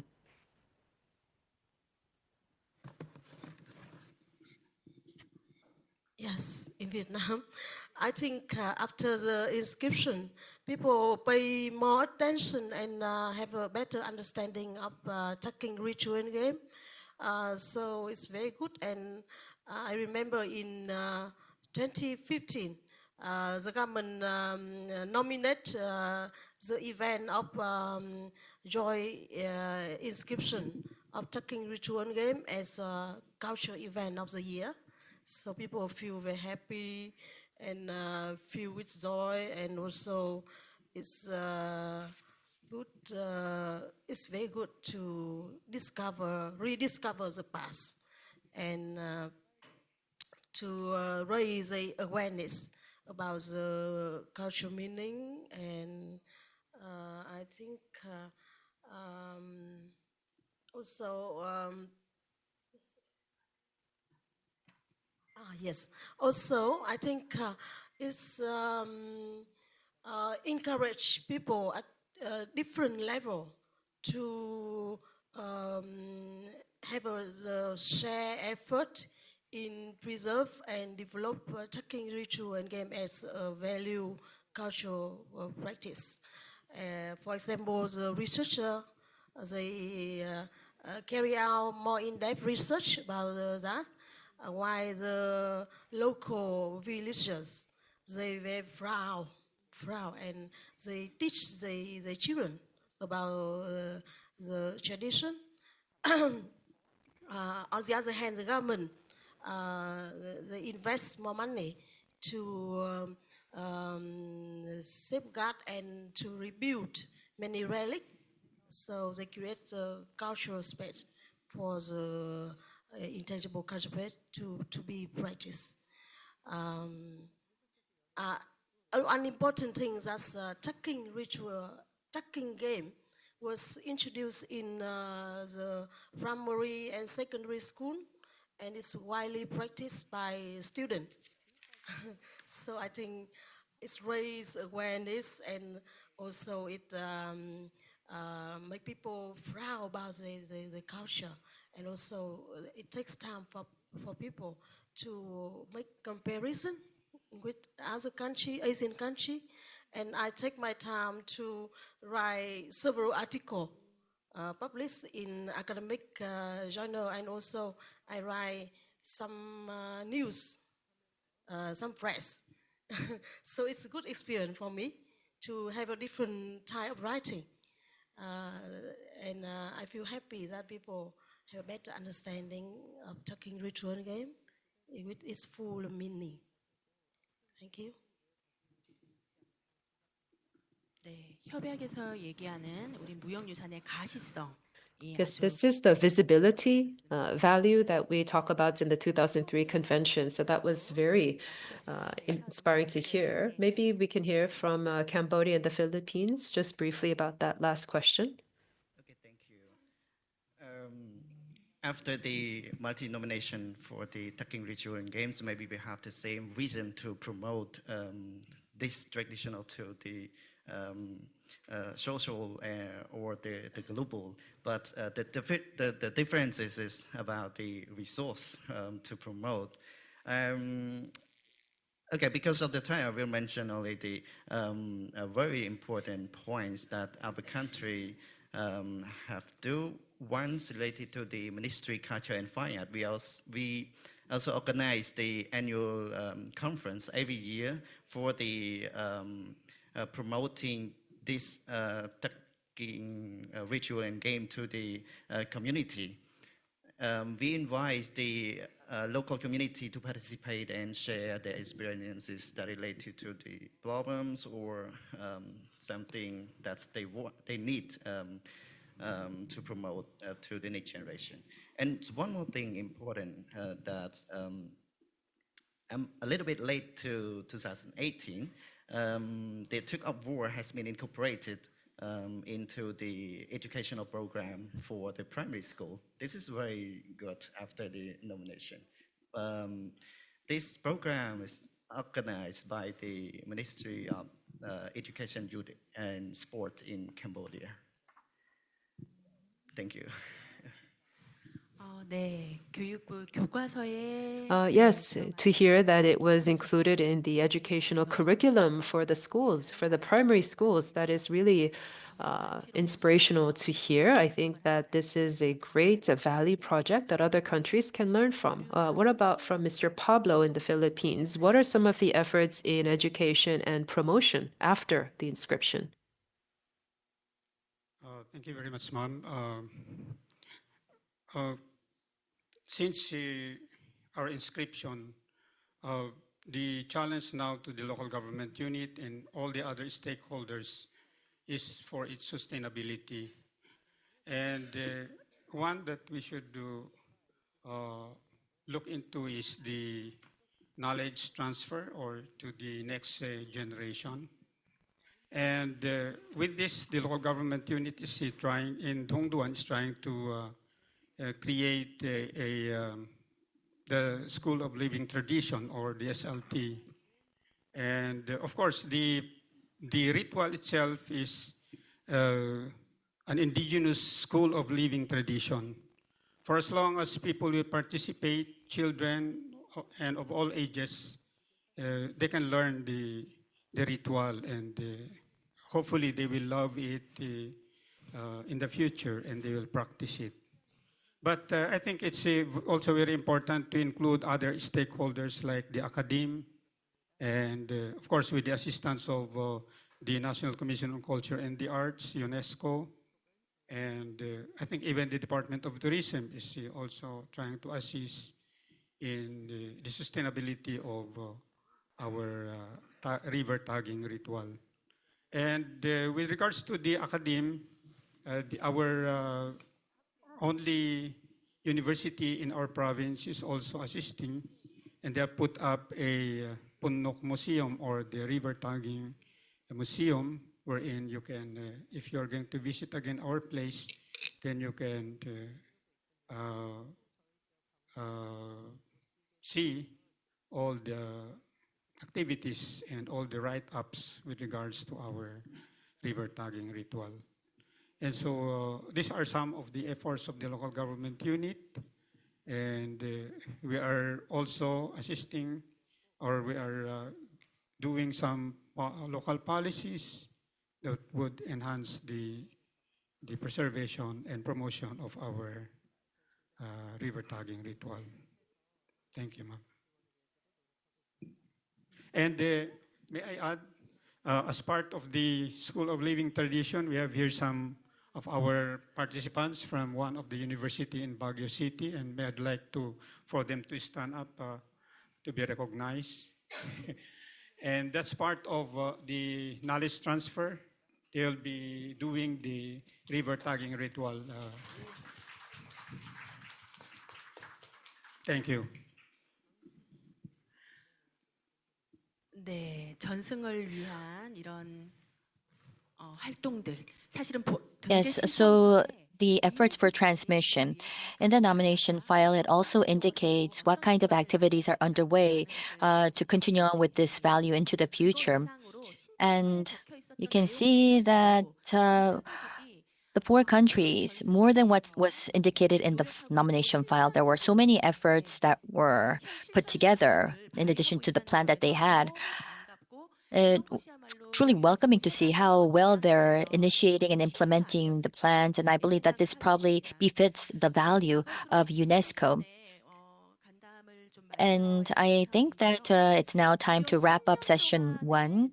So for 10 years, and an efforts of 10 years was brought together and summarized in just 1 hour. And I know that there were areas that were not covered, but then again, the 10 years and the next 1,000 years remain before us. And I hope that we can continue on to really have nature, human, and culture come together. I know that these are the key points of UNESCO these days, and I believe that Tugging Rituals really covers all of these concepts and values. So I hope that we can really continue on with our effort going forward into the future. And for all of our holders and transmitters, our practitioners, performers, and the audience, thank you so much for all of your efforts. And with that, let us conclude session 1. Thank you.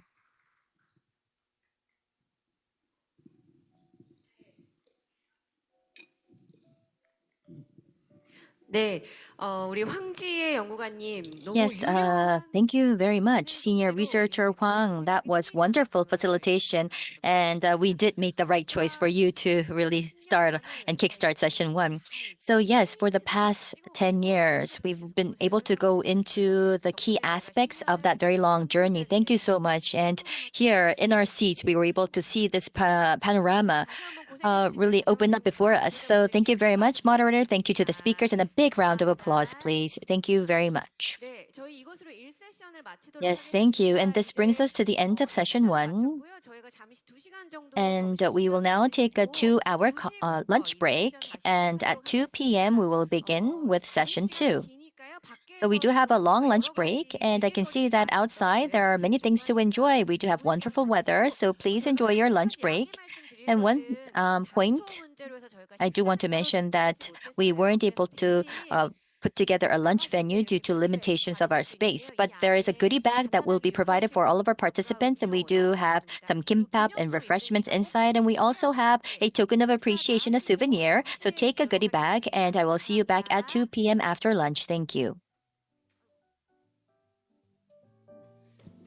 네, 그리고 또 한 가지 안내 말씀드리겠습니다. 제가 지금 And one more housekeeping announcement. For those that are named right now would have to follow me to a different venue. So I'd like to kindly ask you all to come forward. Senior Researcher Hwang Ji-hye and the Director General Kim Ji-sung of ICHCAP, Ms. Do Tan Thuy from Vietnam, Dr. Letchman Thuy, Eric Jared, and Mr. Mong Hong Chung. Please come forward. 직원분들, 네, 당진시티 호텔에서 묵으시는 분들은 선생님 따라서 가시는 걸로. 네, the international guest who stays in the Dangjin City Hotel, please meet Sehyeon at the back, and you will go to the restaurant with her. Okay?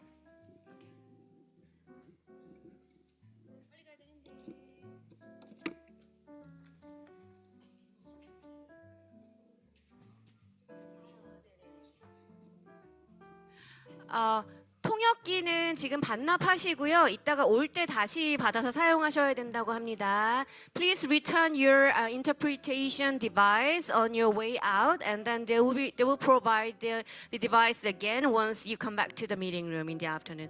Thank you.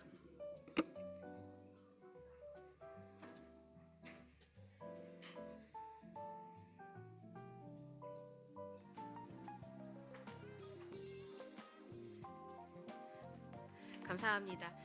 저희 2부 Thank you so much. Did you all enjoy your lunch?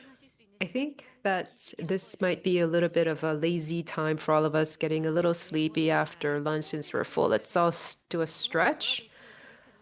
I wish I had something to hand out to those people who did as I asked, but I will keep you in mind. We're going to begin the second session, which will be moderated by the former Director General of UNESCO ICHCAP, Hwan Ha. We also have representatives from the different regional offices of UNESCO, or different culture program specialists here, who are going to tell us a little bit about the perspectives of UNESCO, the significance of this multinational inscription, and how we can engage in sustainable cooperation among different countries. Former Director General Ha Kwon was the second Director General of ICHCAP, and in fact, in 2015, around the time when we were working on the joint inscription of the Tugging rituals, he was present as the Director General, and he was at the helm. And also, we have representatives from the Hanoi office and the Almaty office. The Almaty office covers the Central Asian region, and that is why we have asked the representatives from Almaty office, because our understanding is that the Central Asian nations also have the experience of a shared heritage, so they can provide us with that experience to us. And Hanoi office represents Vietnam, and Vietnam is, as you know, one of the 4 countries that participated in the joint inscription. So we wanted to hear more about the Vietnamese side and UNESCO's perspectives. For more in-depth discussion, we would like to now hand over the microphone to Mr. Ha. Please give him a big round of applause.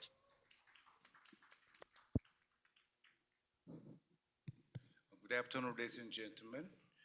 So we'll continue the session 2. Welcome to our session. As according to the time schedule, we'll have 1-hour meetings.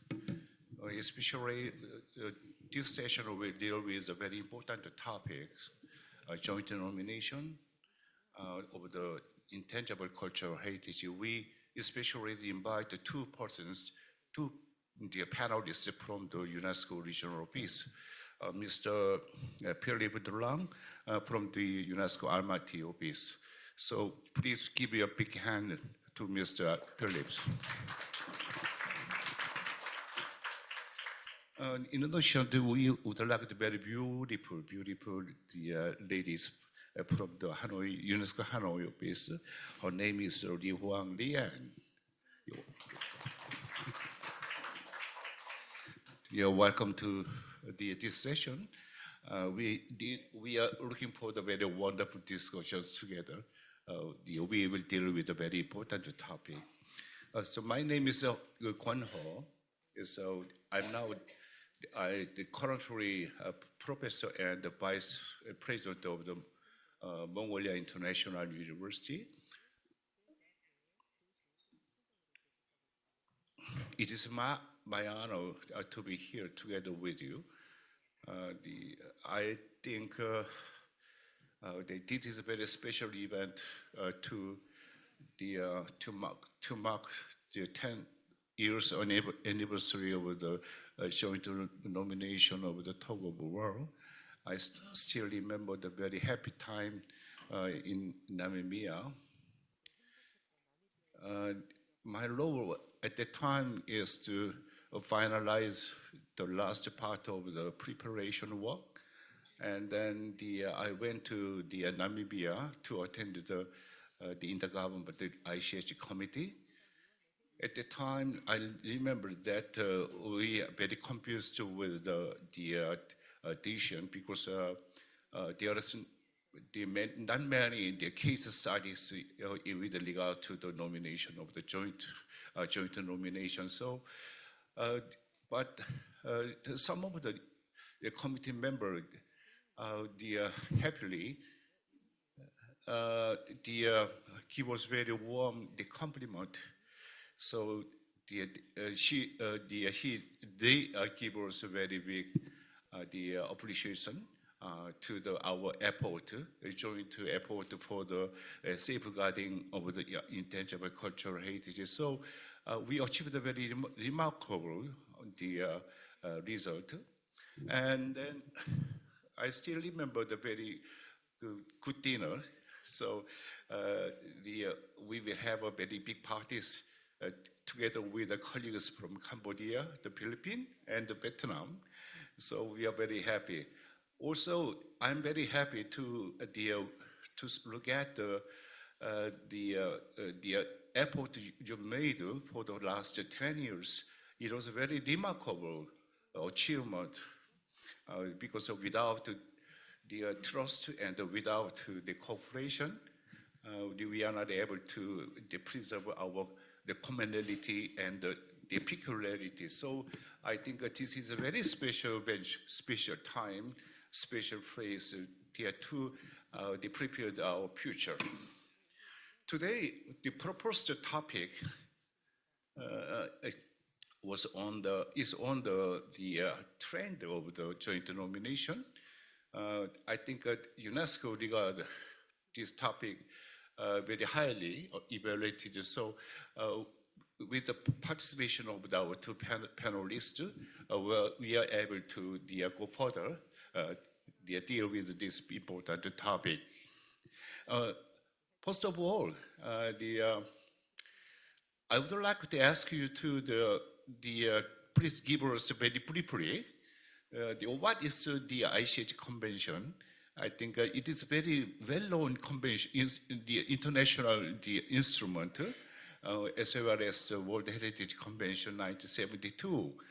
I think, Mr. Philip, please give us very briefly some outlines of the ICHCAP Convention 2003. Please do. Thank you very much.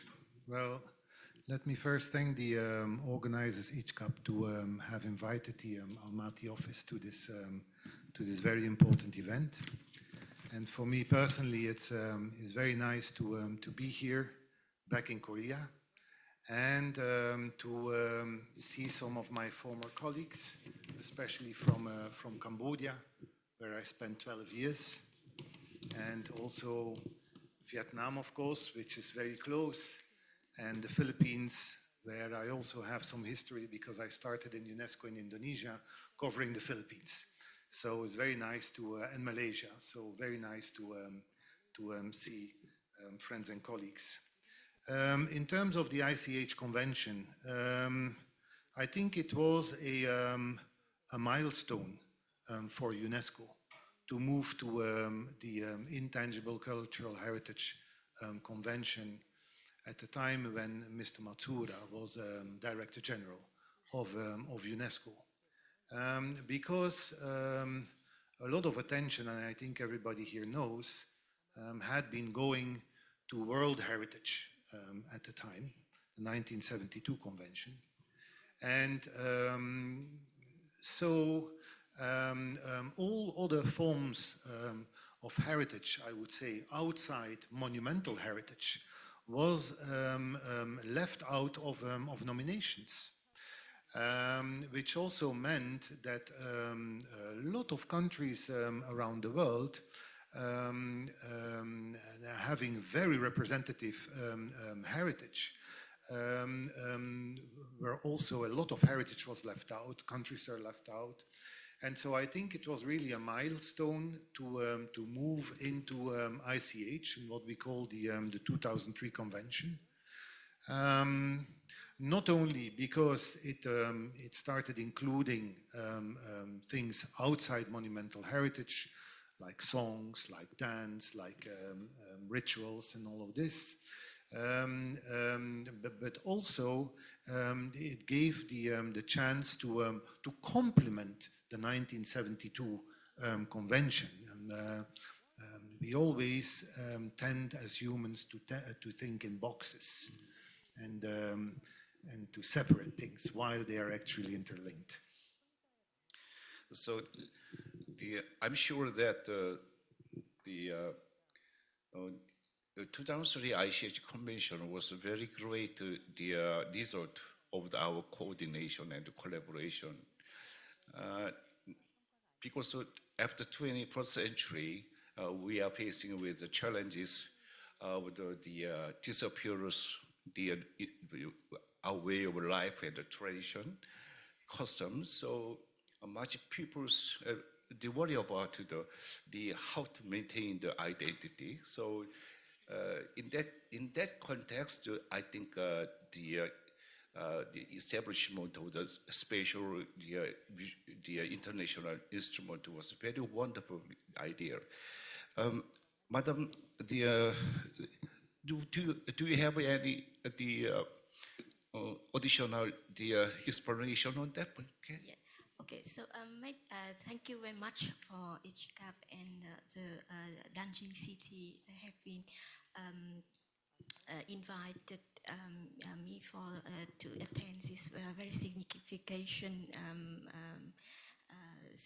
event, and I'm very honored to be here and alongside of the distinguished guests to provide some of the contribution for the discussion.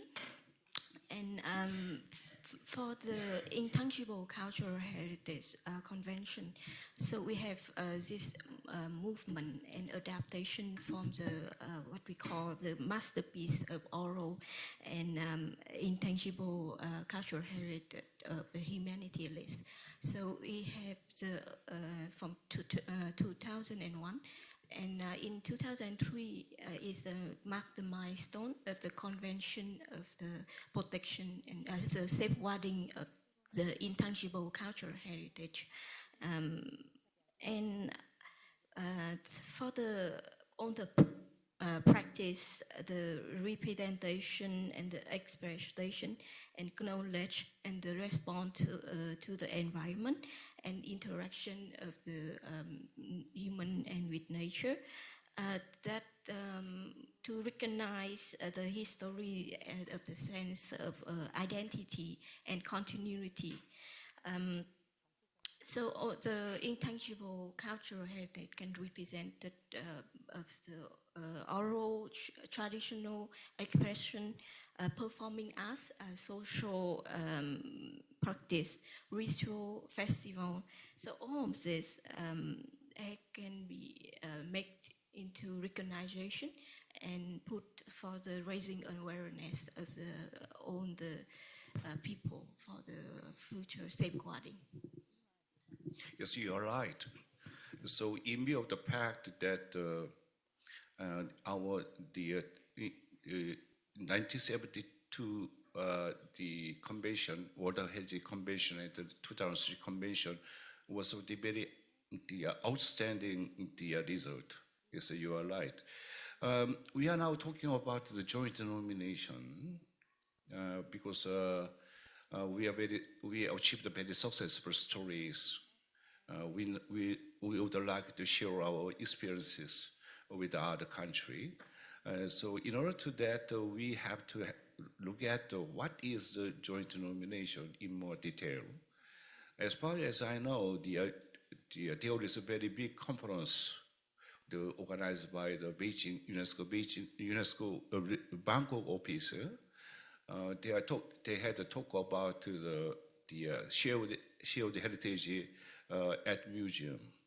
So many persons working for the culture try to define what is the meaning of the shared heritage. So let me move to another question. What is the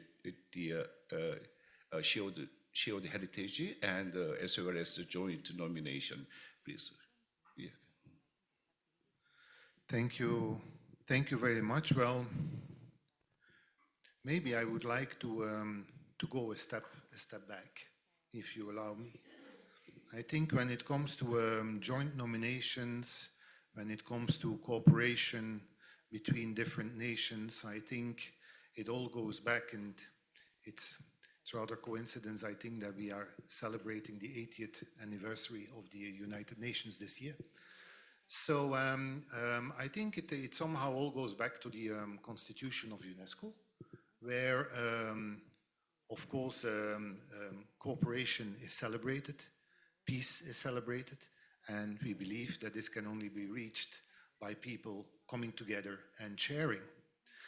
And then, of course, when the member states and UNESCO started thinking about the ICH Convention, Intangible Cultural Heritage, I think the convention text itself is very clear in terms of cooperation and sharing and promoting joint nominations or multinational nominations.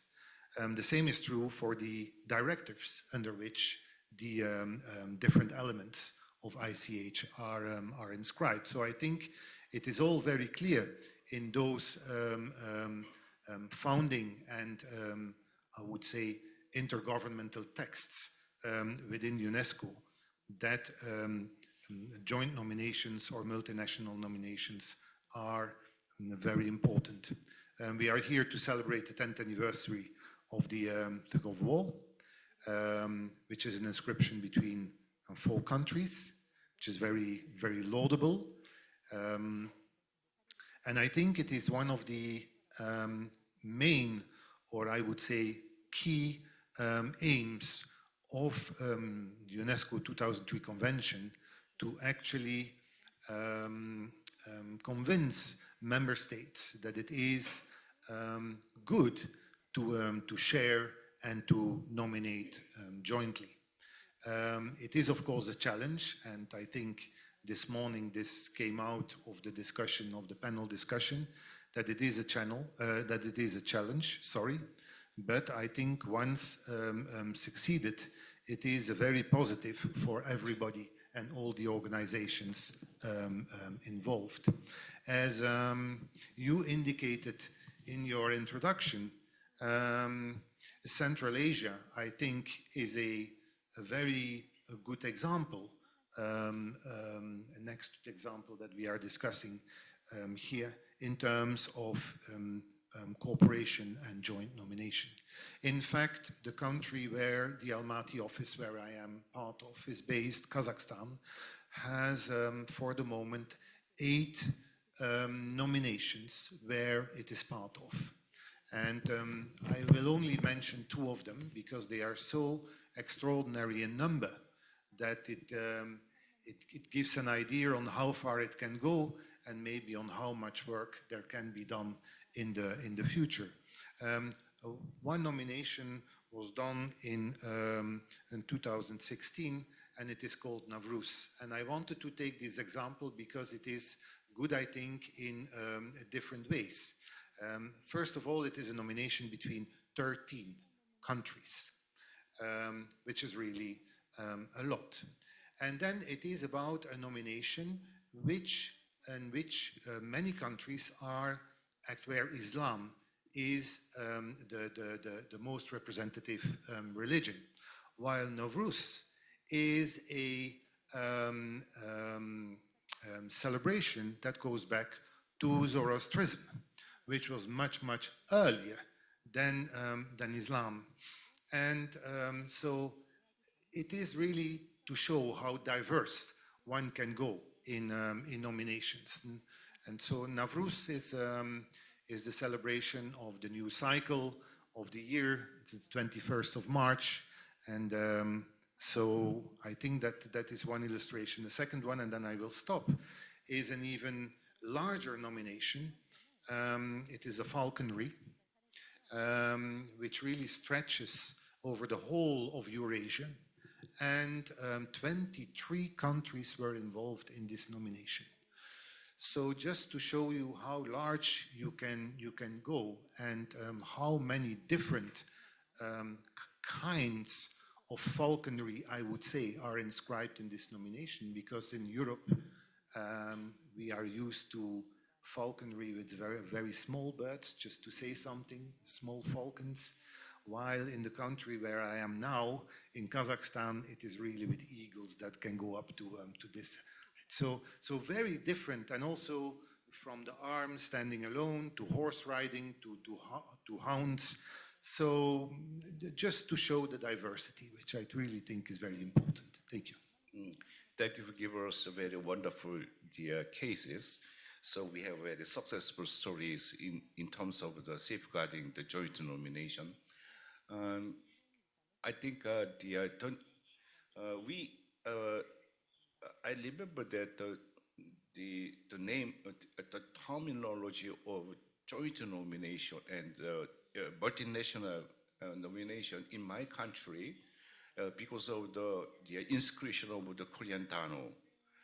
At the time, the Chinese government and the Chinese exporter demanded us why the Korean peoples they kidnapped our tradition. So we are very surprised, embarrassed with the Chinese assertion. So we needed to have a look at the definition of the shared heritage. Thank you. So we have to respect the UNESCO Constitution, peace and development. Based on this UNESCO spirit, we are able to safeguard the heritage. But although we have some difficulties, the definition of the joint nomination inscription. So, are there any recent trend in the UNESCO recent time? So yes, it's just a little bit comment to what Philip just said. So the intangible cultural heritage, we have it often shared between the community by the group and the individual of the territory more than one state. And we share the same border, we share the same value, and same history. So it's very important and the priority of UNESCO to promote for the multinational nomination dossier, as it's also a mechanism to promote the international cooperation. So for a little bit, I have to do some calculation on the data on the multination file. So it's over 110, more than 110 multinational dossiers. Over the 788 of the element have been registered in the representative list of the over 150 countries. So you can see how the potential and the scale of the multinational nominations that can reach. Even in 2024, there have been 16 new multinational elements have been registered. And this can prove a more holistic approach can be linked with other UNESCO convention, like the Convention of 1972, and even the Convention 2005 on the promote of the cultural diversity. So we can have a different approach and can have the linkage to promote the intangible cultural heritage more than one way. And another mechanism I found very interesting, which is the UNESCO Creative City Network. So we have these 7 criteria, and so linked. One of the criteria is the traditional folk and traditional craft and folk arts, which is very much linking to the Convention 2 and 3. So with all the UNESCO mechanism and priority, and we can have more than one way to cooperation and promote for the safeguarding, and also for the linkage between with the young generation. Thank you. So you provide more information on the UNESCO cultural activities. So you are right. Yeah. So we can integrate the different convention into our society. So I think that there will be some more important topics. So we discuss later. Next question is move to Phillips. You say that there are 2 cases you mentioned. Are there any candidate for the joint nomination next in your Central Asia? Thank you very much. Another interesting question. Yes, there are actually.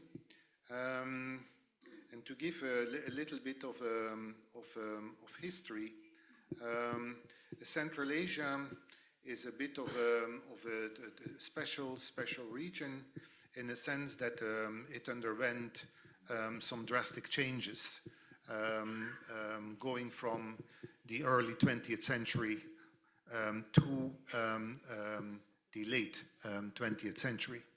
And so because of these historical events, a lot of the, I would say, traditional way of lifestyle in Central Asia was disappearing.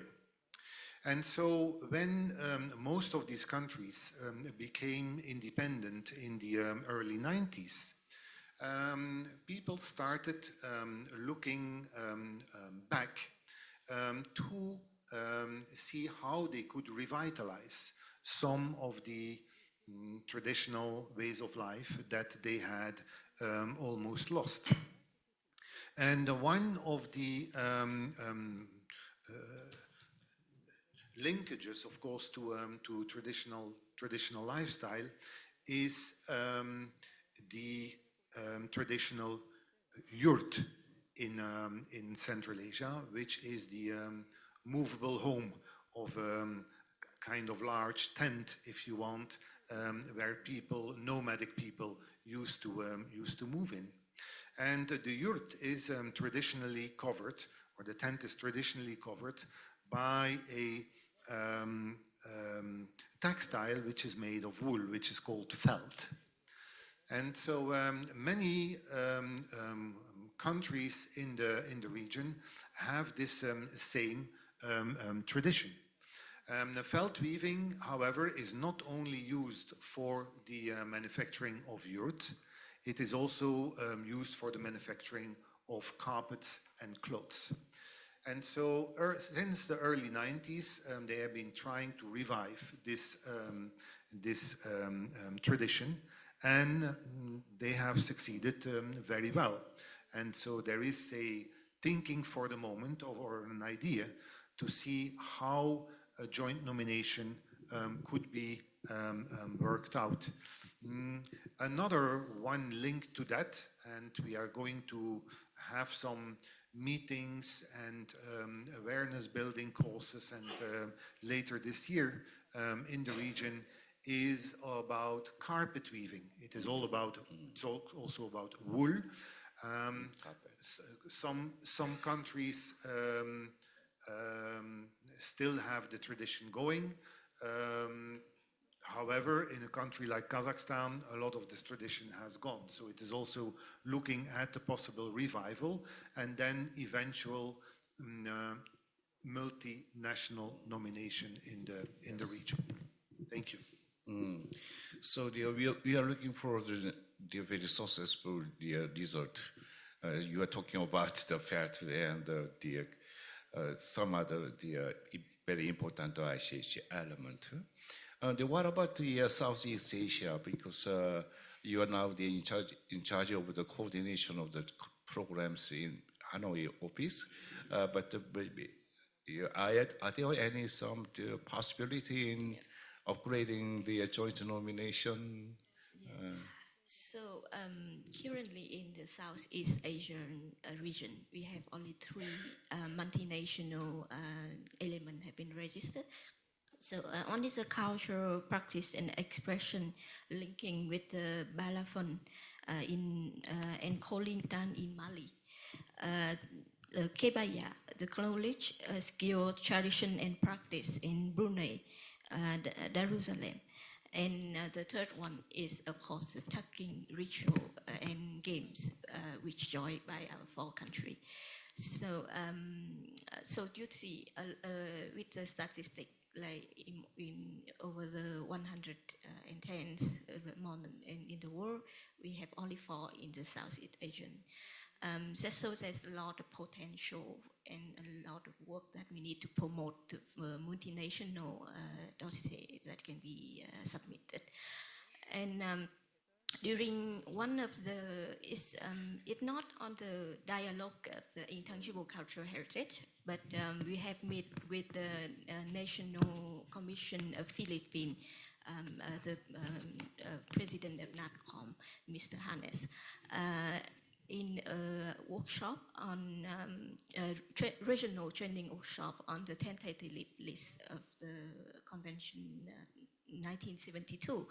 And we have a fostering very, which invite all the other country representative from the Southeast Asian. We have this very interesting idea and about the multinational dossier that can be joined by the Southeast Asian country and open from Asia, in Asia region, about the rice harvesting culture and ritual and festival that related to the rice culture. Vietnam is one of the 3rd in the world to export of the rice, and also it's a very important element that related to many of our daily life activity. So it's. But yes, we are still working and on the discussion, and it's very potential, and I hope that it can be fruitful result. Thank you. Yes, don't forget Korea. So in terms of the rice cultivation, the Korea has a very long history. The emergence of the Bronze Age culture is closely relating to the rice cultivation. So we are waiting for your support. I think I'm still interested in the joint nomination. We are now talking about the 4 countries tug-of-war, but are there any possibility expanding the number of the state parties? Now representative of the Malaysia, Madam Eo, the president here. I think she has a lot of interest in joining the additional nomination process. So I will ask her, what is your the future plan for the tug-of-war? Additionally, what is it very interesting? So may I ask the Madam Yaro to give us your plan? Yeah, thank you. Okay, thank you, moderator. Good afternoon, everyone. First and foremost, I would like to express my sincere appreciation to ICHCAP, the mayor of Dangjin City, the secretariat, and also all the people here for welcoming me to participate in this such a wonderful event. After I get invitation from ICHCAP, I immediately say yes, I would like to join this event because this is a good opportunity for me to understand and know better about tugging ritual and games. It's not only in Korea, but also practiced in the Philippines, Cambodia, and also Vietnam. For Malaysia, we have three multinational nomination file, which is Pantone, multi-nomination with Indonesia in 2020, Wangkang ceremony, multinational nomination with China in 2020, and Kebaya, multinational nomination with Brunei, Indonesia, Singapore, and Thailand. And this year, we just submitted 2 more multinational nomination files, which is Lion Dance, jointly with China, and also Chingay Parade, jointly with Singapore. So I think this international conference is a good platform for me to learn how ICHCAP and also the organizer, Dangjin City, organize this wonderful event, and maybe I can think about to organize or conduct this kind of conference in the future, because we have maybe after this we have 5 multinational nominations. And actually, I still in the process to understand about tugging ritual and games. So maybe after this, after understand more about this game, maybe Malaysia can plan collaboration program with these 4 countries, and who's know, maybe Malaysia can join this multinational nomination as an extension basis after this. And of course, we need a blessing from the 4 countries after this. And in Malaysia, tug-of-war, or common known as tarik tali in our local language, yes, is widely enjoyed by the communities from all walks of life. And this game has historically been played in village, commonly during festival, communities, festival, and also wedding. And in Sabah and Sarawak, in Borneo, is southeast part, is situated southeast part of the Malaysia. This game is closely tied to the harvest festival, symbolizing strength and unity. And nowadays, this game is popular at various sporting events, competition, and family or communal gathering, whether at the primary, secondary, and also in high educational level. And for Ministry of Tourism, Arts and Culture, the National Department for Culture and Art is organized annually, this type of games during traditional games festival. So in Malaysia, the sport of tug of war is governed by the Malaysia Tug of War Association, which this association is actively organized high-profile tug of war competition locally and also internationally. So a total of 10 associations actively practice tug of war, organizing local tournament. And this association not only promote the strategic and physical aspect of the game, but also emphasize teamwork, resilience, and also cultural heritage. So this element is now regularly trained in university and also college, guided by experienced seniors, coach, and also master, which results in the formation of highly skilled of tug of war. And tug of war is included in the eventual list of intangible cultural heritage in Malaysia under the National Heritage Act 2005, Act 645, and it also listed in the first schedule of the Sport Development Act 1997 under the Ministry of Sports and Youth.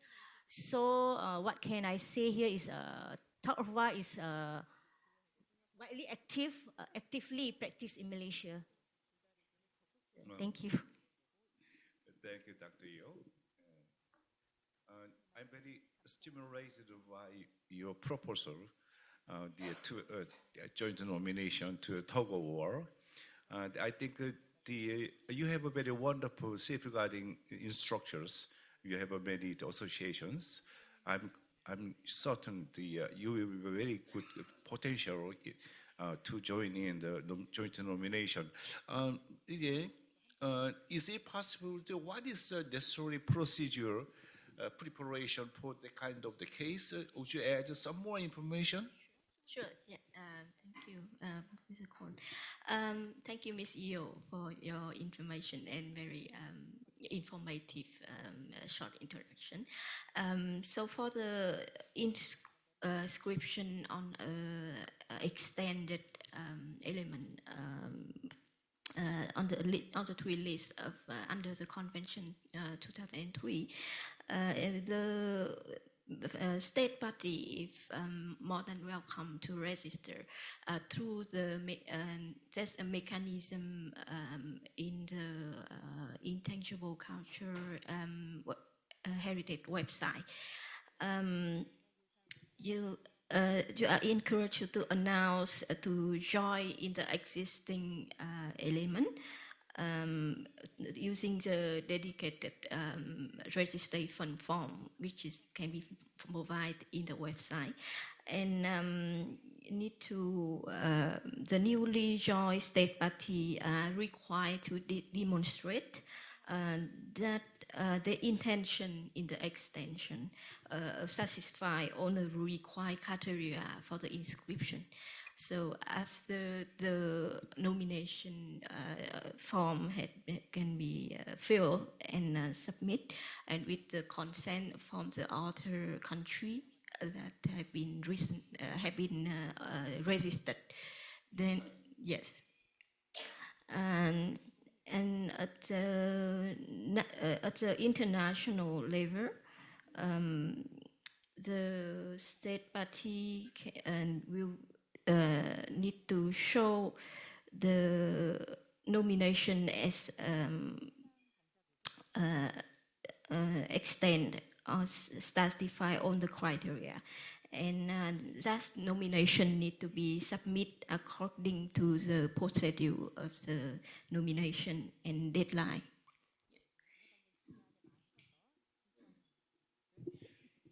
So after listening the information provided you, I think Malaysia had to prepare the more detailed document, and then the other four countries fully support. Yeah? So I think we needed to have the comprehensive management plan. It is also important to all. Now, the move to the next question is very.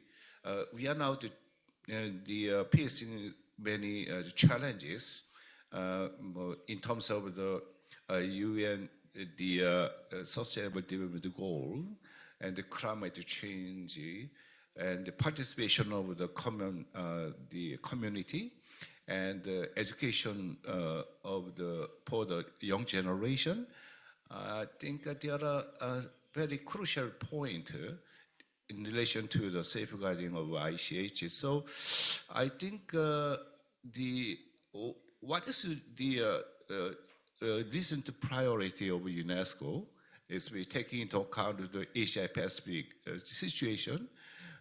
There are many challenges now. So what is your the priority in mind? So would you share your ideas together? Over the Philips first. Thank you very much. Indeed, as you say, there are very many challenges that we face, not only in terms of nominations, and you mentioned rightly climate change. I was very,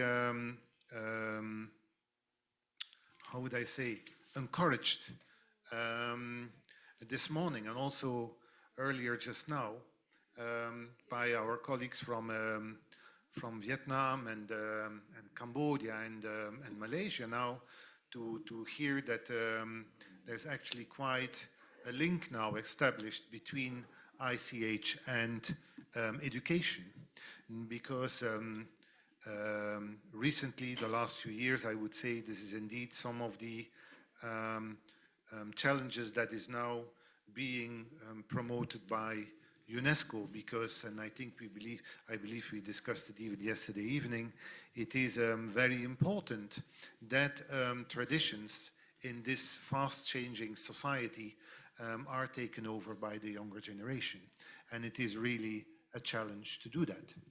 So UNESCO has been promoting this. As I said, was very happy to hear this.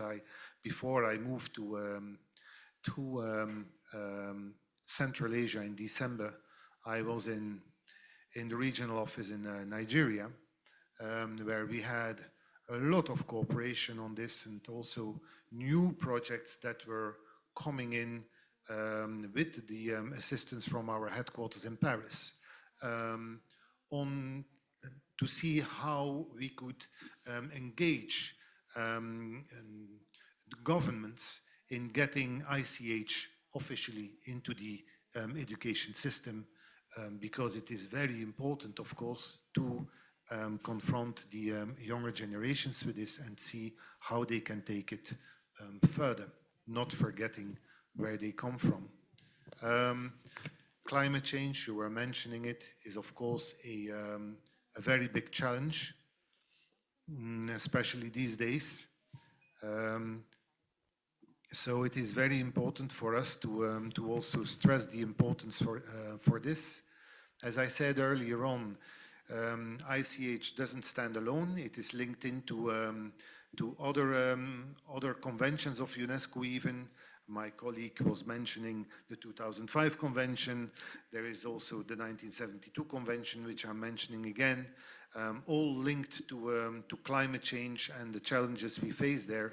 So it is very important that we keep this in mind. There is other challenges that we are facing, and that are maybe even, I would say, on a more simple scale. And I think that also there, member states can be of a great help internally to the convention. There is data collection, which is very important, and I think that a lot of efforts can still be done there. Then there is, of course, as always within our organizations, I would say, the not only support in kind, but also financial support that can be given to certain projects inside. When I'm mentioning education, it's of course government business, and so there I think a lot can be. So a lot of challenges ahead, but I think they are being discussed, they are there, and so we should just move ahead. Thank you very much. We have a lot of challenges. You can add some more information? Yes. Okay. Thank you.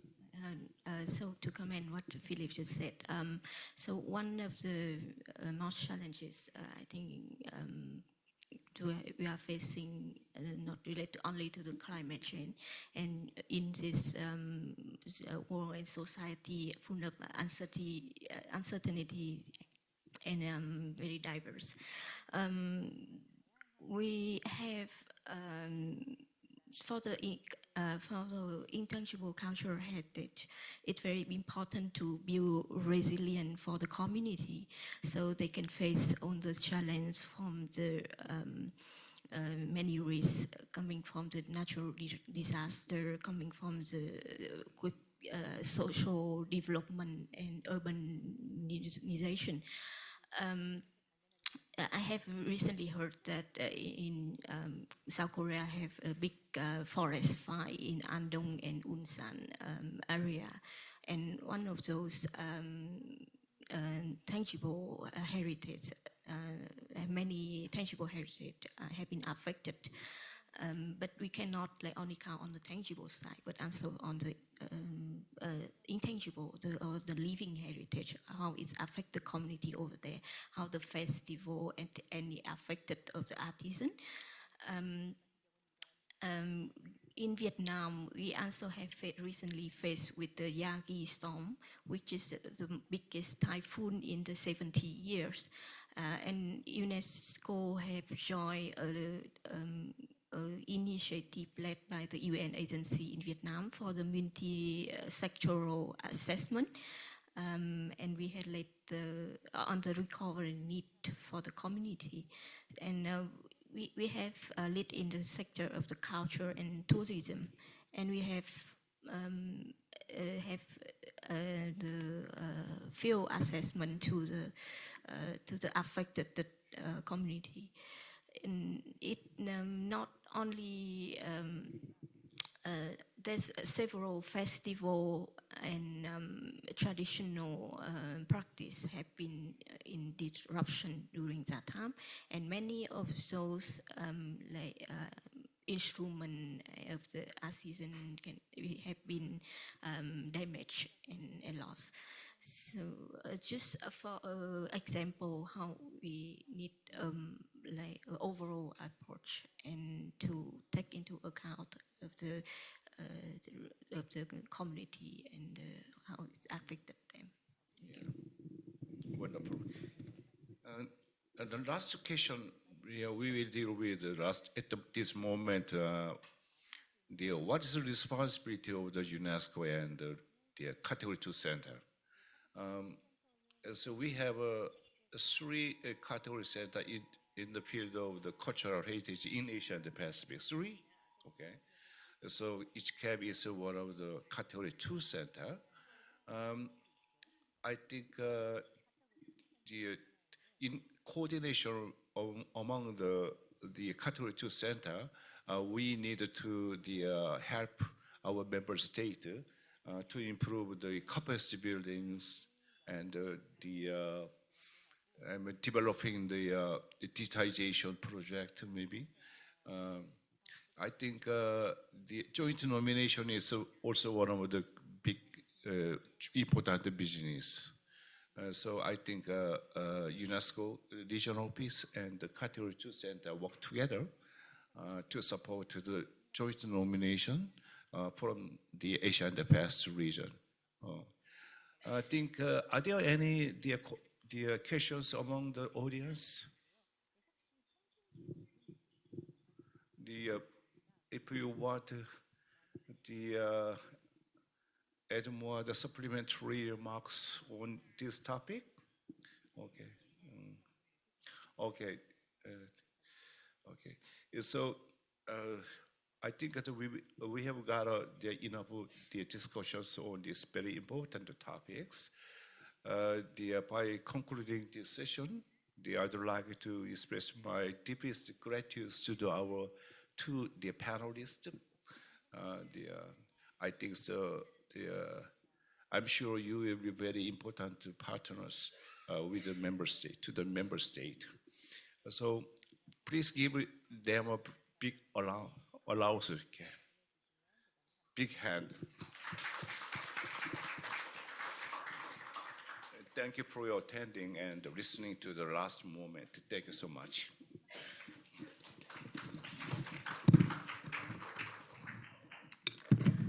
네, 의장님 감사합니다.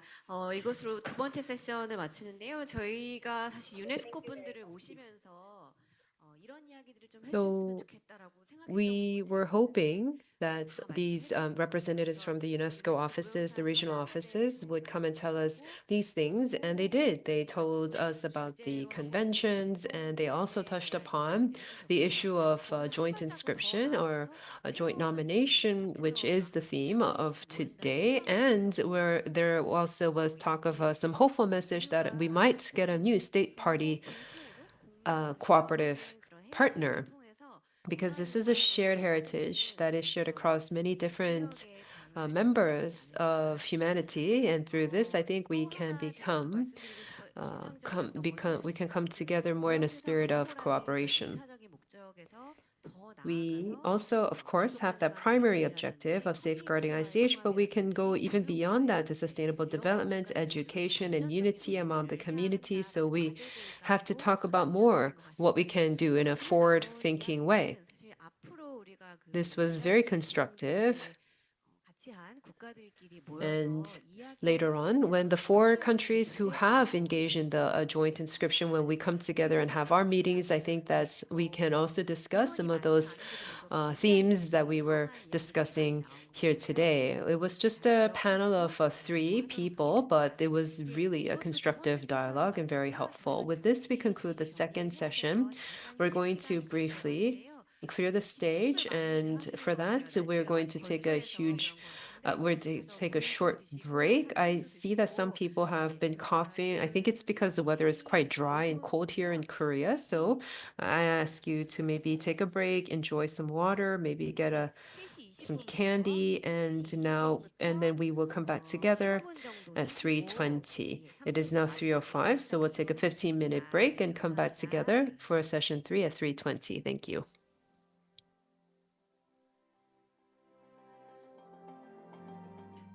네, 여러분 드디어 오늘 마지막 세션입니다. This is the last session of today. We had a very busy day, and now it appears we have almost reached the end. I ask you to please stay focused until the very end so that we can participate in these very important discussions.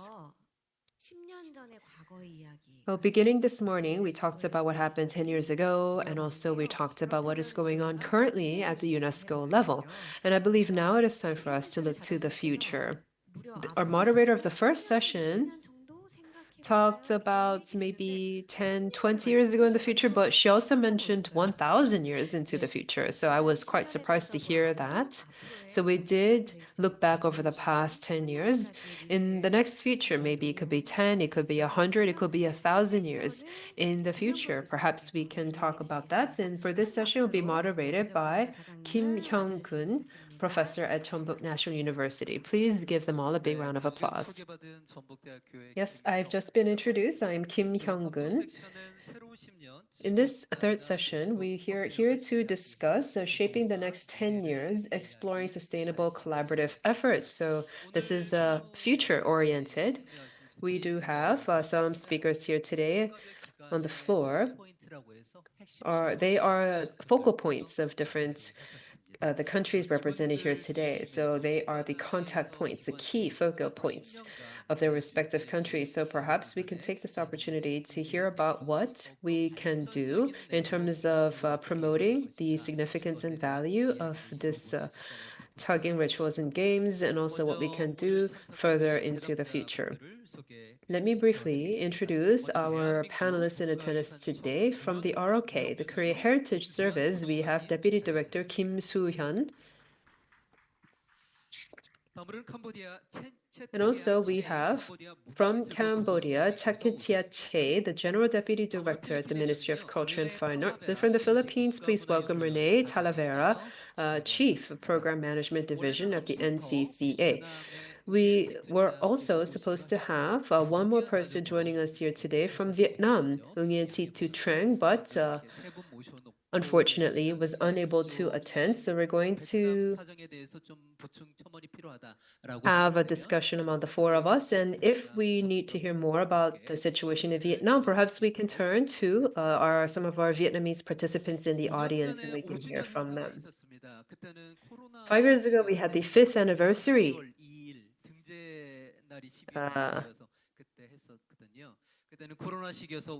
commemorative events. And back then, because it was time of COVID, this was December of 2020. I remember we had a Zoom event. We had Letimin Lee and Tang and from Vietnam, and we also from the Philippines. We had Renee with us, I remember on Zoom. And we also have two panelists here who are new with us, who are going to be working very tirelessly for the next 10 years. We are here commemorating the 10th anniversary, so we can discuss how we feel talking about the past 10 years, or maybe some celebratory remarks. Maybe you can begin. Yes, hello.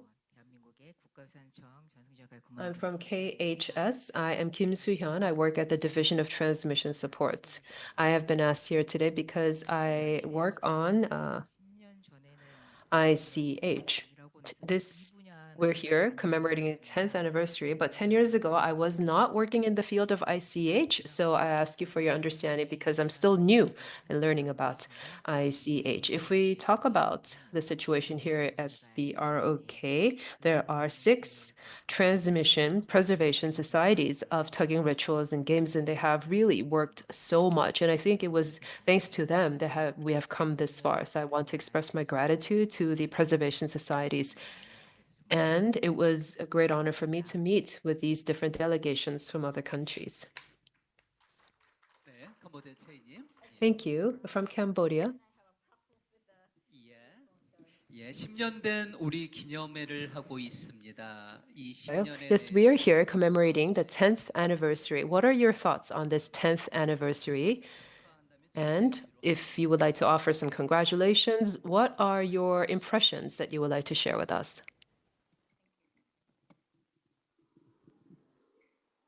Hello. Thank you very much. I'm sorry, I have a problem wearing this set. First of all, allow me to share my appreciation for the invitation to me in particular, and then to my groups to be part of this very memorable event here. And as today is the 10 years anniversaries of the tug-of-war being inscribed in the UNESCO list. To me, as a Cambodian, personally, this is a meaningful times that we can be part of a larger nations to be inscribed together in the list. And as a one of the human being who live and survive in this world, I think these types of multinational nominations, it's symbols of solidarities and friendship that we all are looking for and we seek for, and because of the world that evolving so fast. And I can't believe right now in this part of the world, war still exists. So the joint nomination as such of Tugging-war is a symbolic and a meaningful gesture that we should share to the rest of the world. And this 10 years anniversary, it's not about just only joining of the 4 nations, but we hope that this is, can be a design for the rest of the world that we should join together. Thank you. 네, 인간이기 때문에 홀로 살아갈 Yes, 수 없고 because we are human, we cannot live alone. Because we are human, we have to live together, and solidarity is so important. Tugging rituals and games is not something you can do alone. You need other people to do it by definition. So, as a human, because we can see this picture of solidarity and cooperation through this, it is quite meaningful. Perhaps we can hear from Renee from the Philippines. I think there is an issue with the microphone. Good afternoon. Along with my colleagues from the Philippines, we are honored to be part of this significant gathering to share past, ongoing, and envisioned measures to safeguard tagging rituals and games, particularly the Punok tagging ritual in the Philippines.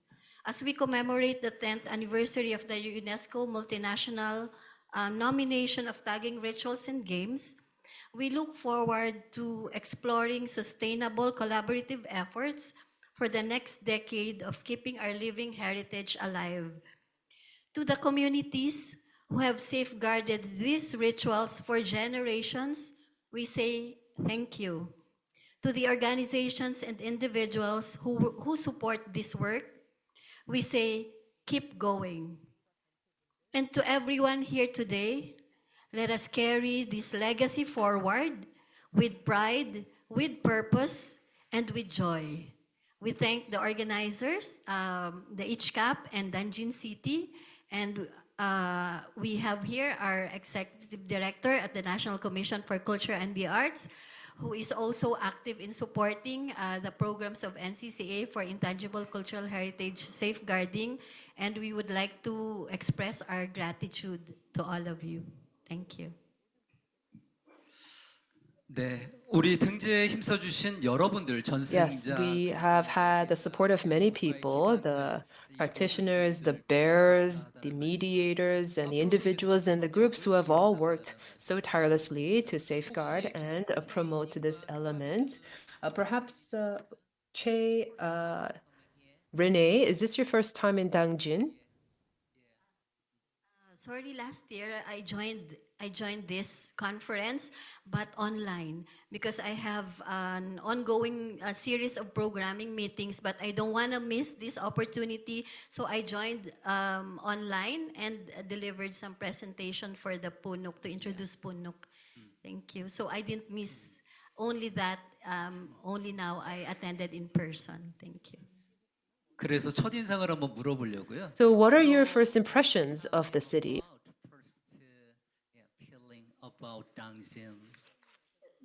Yeah, you do. No, I think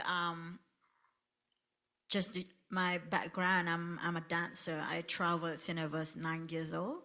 But everywhere, it's an amazing place for me, and in particular, Dangjin. It's why it's amazing, because this is a place where the tug-of-war of the 4 nations joined together.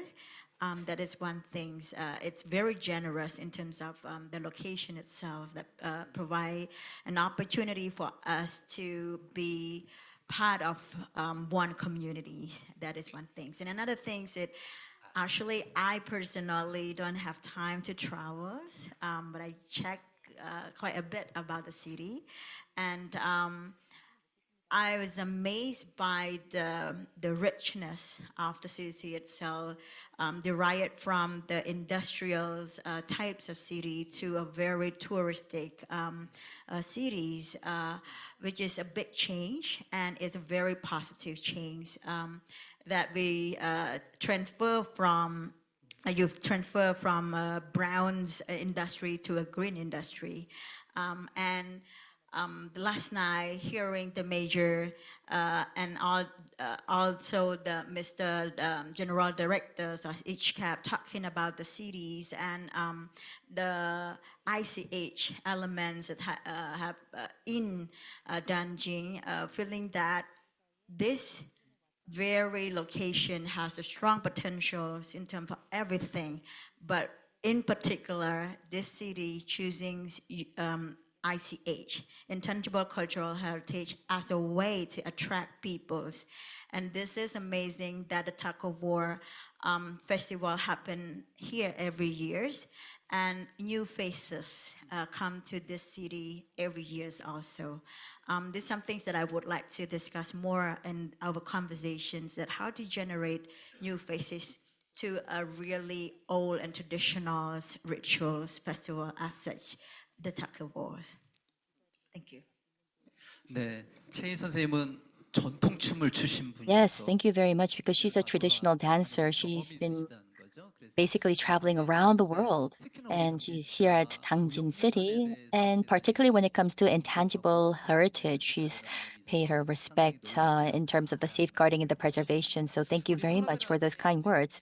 And also, Ms. Talavera, what's your take, your first impression of Dangjin? I think it's overwhelming. That's why I cannot say anything. It's overwhelming because first, yesterday we joined the parade.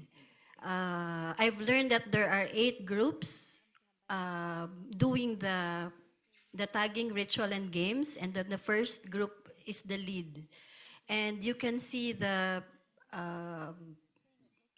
elders and then the young joining together to celebrate. I was also impressed with the ritual because it's, for us, we call it ecumenical. There's Confucianism, Buddhism, and shamanism, all celebrating together to make this occasion successful. At the same time, when you enter this road, there's this structure, the artwork showing the symbol of the tagging rituals and games. So this museum itself, you will see that the people, the community, the government, and all the community members in Dangjin City is really taking pride, and it's contagious. You will also feel that. And I know from Mr. Ko Dae-yung that there's an exhibit showing the punuk tagging rituals and games elements. And it's not usual that one country will also honor the traditions of other countries. And it shows that the solidarity that was forged because of this multi-nomination is extending in every aspect. So holistically, Dangjin City not just becomes a model for ICH safeguarding for other cities in Korea, but also outside Korea. So this city boasts of not just the traditions, but the people keeping the traditions alive. Thank you. 네, 첫인상을 어제 행사 얘기로 하셨어요. 어제는 Yes, she's talked about the impression of last year, because there was a specific parade that took place last night, and it was about showing respect and paying tribute to the gods. And it was also an event of wishing the best of luck and health for all those that took place. So it was a ritual.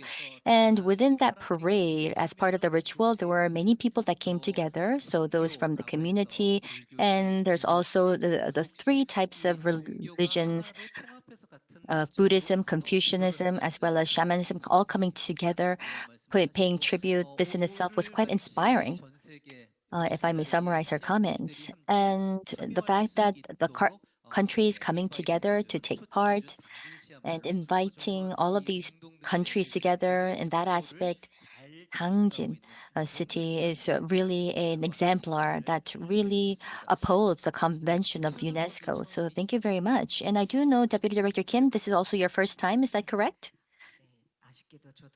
Yes, unfortunately, yes, this is my very first time.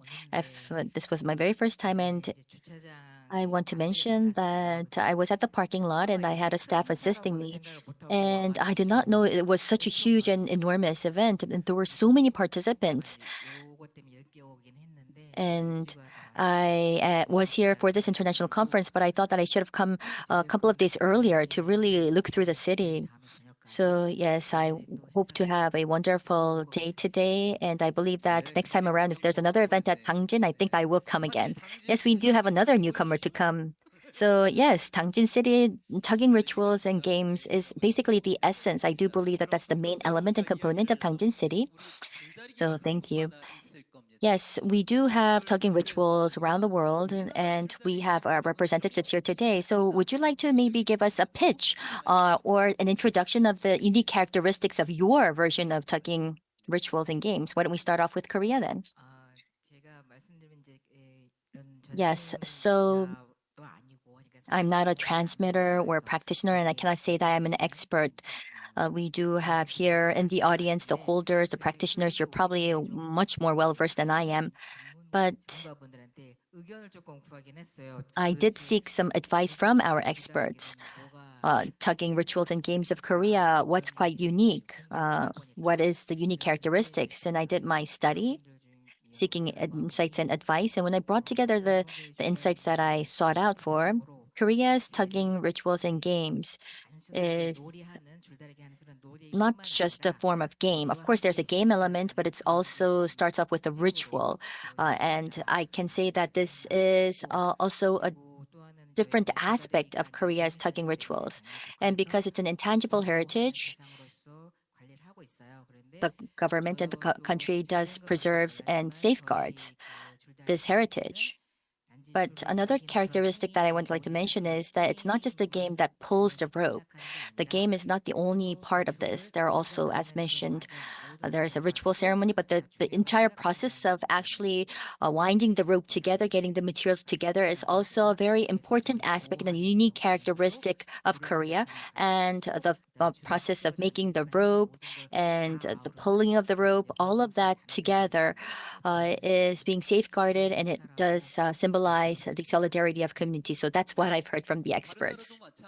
Yes, I do believe that it's the same case for other countries. It also has a close relationship with rituals. So typically it would start off early in the year to engage in this tug of war. But as you know, in Korea, with economic development and changes in lifestyle, you can see that in the remote areas, we don't have a huge population anymore.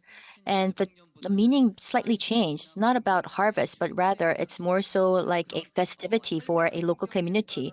So with the change of lifestyle, you can see that the culture also carries a different meaning, and it's sustained and carries on. So that may be a unique characteristic of Korea, because I know that in Vietnam and Cambodia, it's before that huge change that we've seen. So it's very much close to the everyday life of the community members. But in Korea, it's completely different. We have a completely different lifestyle in these remote areas or regions. So this may be the future version of other partner countries, maybe. So that was the case of Korea. So then, why don't we move on to Cambodia? So any unique characteristics of the tugging rituals and games of Cambodia? The attractiveness?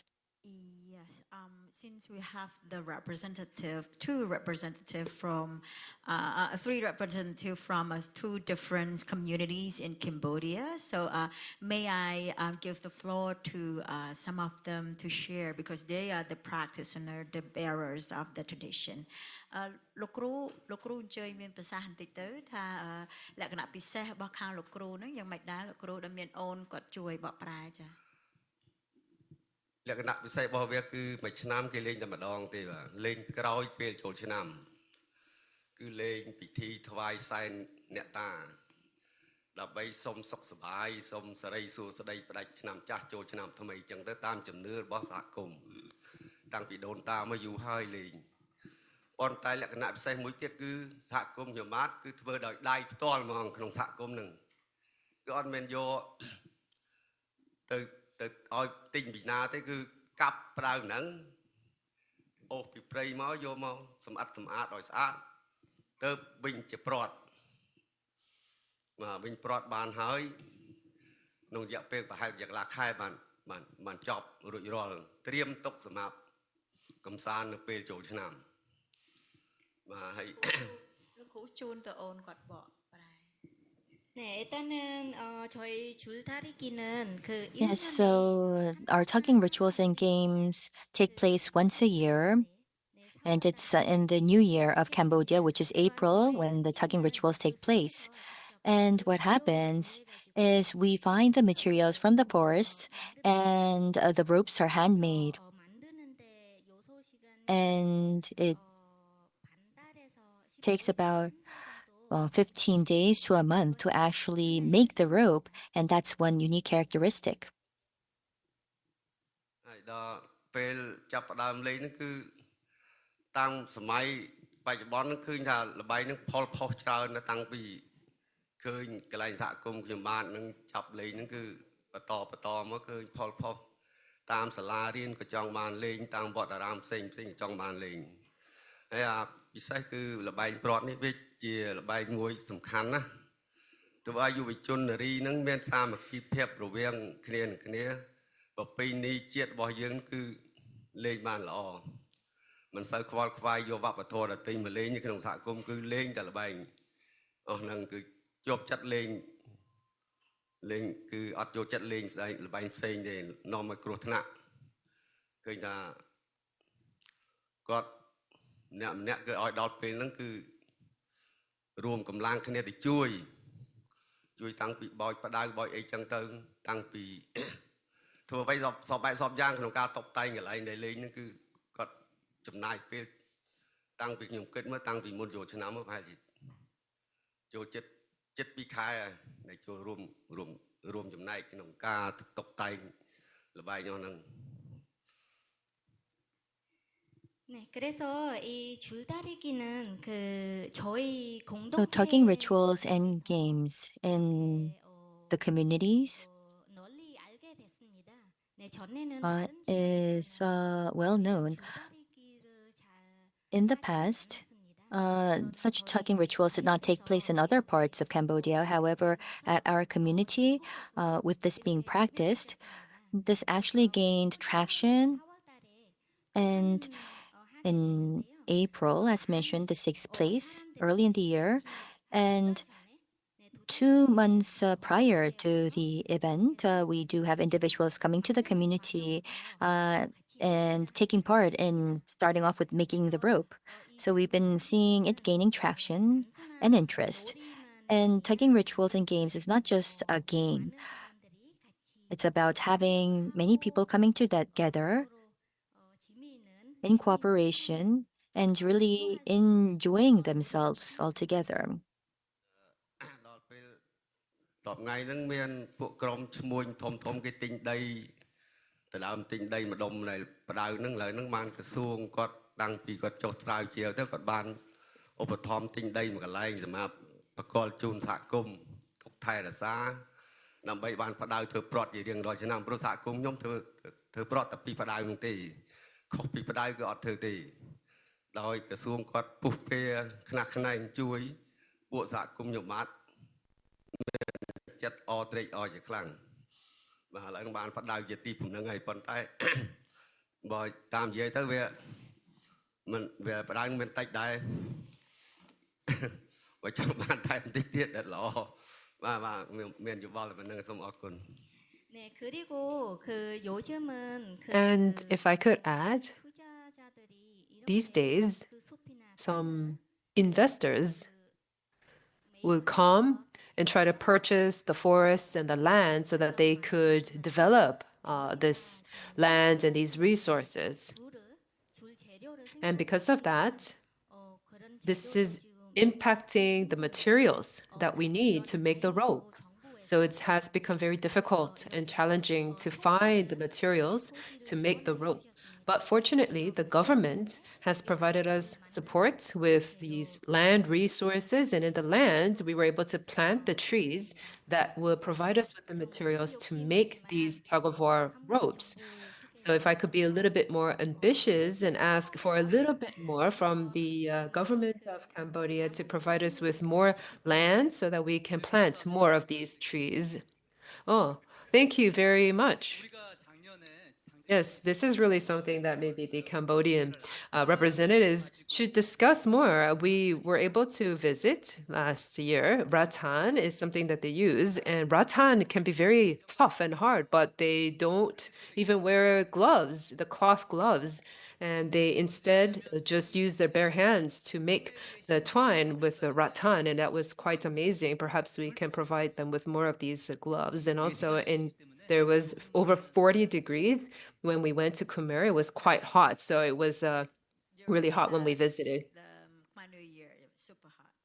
But that's what bond us together, you know, the sweat and all of those things that, but it's normal, it's normal. So I know it's not normal for you, but it's over there, it's hot and humid, yeah. Yes, thank you. Maybe what about in the Philippines? What makes it special for you, the tug of war in the Philippines? I think one of the features is that the tugging ritual in the Philippines done in the river. So the tugging rituals and games in the Philippines is connected with the agricultural cycle of the community of Ifugao in Hongduan. So the ritual marks the end of the harvest, and it also marks the beginning of another agricultural cycle. So it's deeply rooted with the spiritual life of the people because it starts with a ritual, and also all the community members gather in each barangay. They come from their barangay and then they meet at some point to go together to the river. They use the branch of the tree with a hook, and these two intertwined, and each group pulls the piece of wood together. I mean, in opposing directions, while submerged in the knee deep or waist deep river with strong current.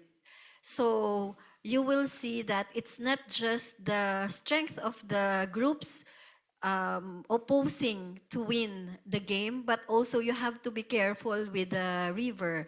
And each group stands where they come from. So the north part of the river is where your territory is, something like that. And then another group stands on another side of the river and starts with cheering while they're going down from the mountains and to the river. So you will see that aside from it's a spiritual activity, it's also a celebratory one because they're celebrating the end of the harvest season, and it's really a community gathering. Those who live, because the community is a 10-hour ride from the capital of the Philippines. So some community members live outside. They live in the cities, but they come home to take part of the celebration. Since this is connected with the agricultural cycle, it cannot be stopped. So during the pandemic, they still continued the practice even within the community only. So they continued the practice, but still keeping with the health protocols. And I can say that in the indigenous communities, they're not affected with the COVID-19 pandemic because they have their own way of protecting themselves from the virus. So before, non-community members are not really taking part, but I think the Juldarigi group are really fortunate because they were allowed to take part in the tagging ritual. So they were able to join immersed in the water literally, and then actually they won. They won during the tagging ritual. And at the end of the tagging rituals and games, which is normally done by the men, but nowadays even women participate, and then it's opened for children. So there are categories. The local government supports that. They also win prizes. That's part of the motivation, but it's also part of the, they also prepare themselves, like the traditional clothing and food.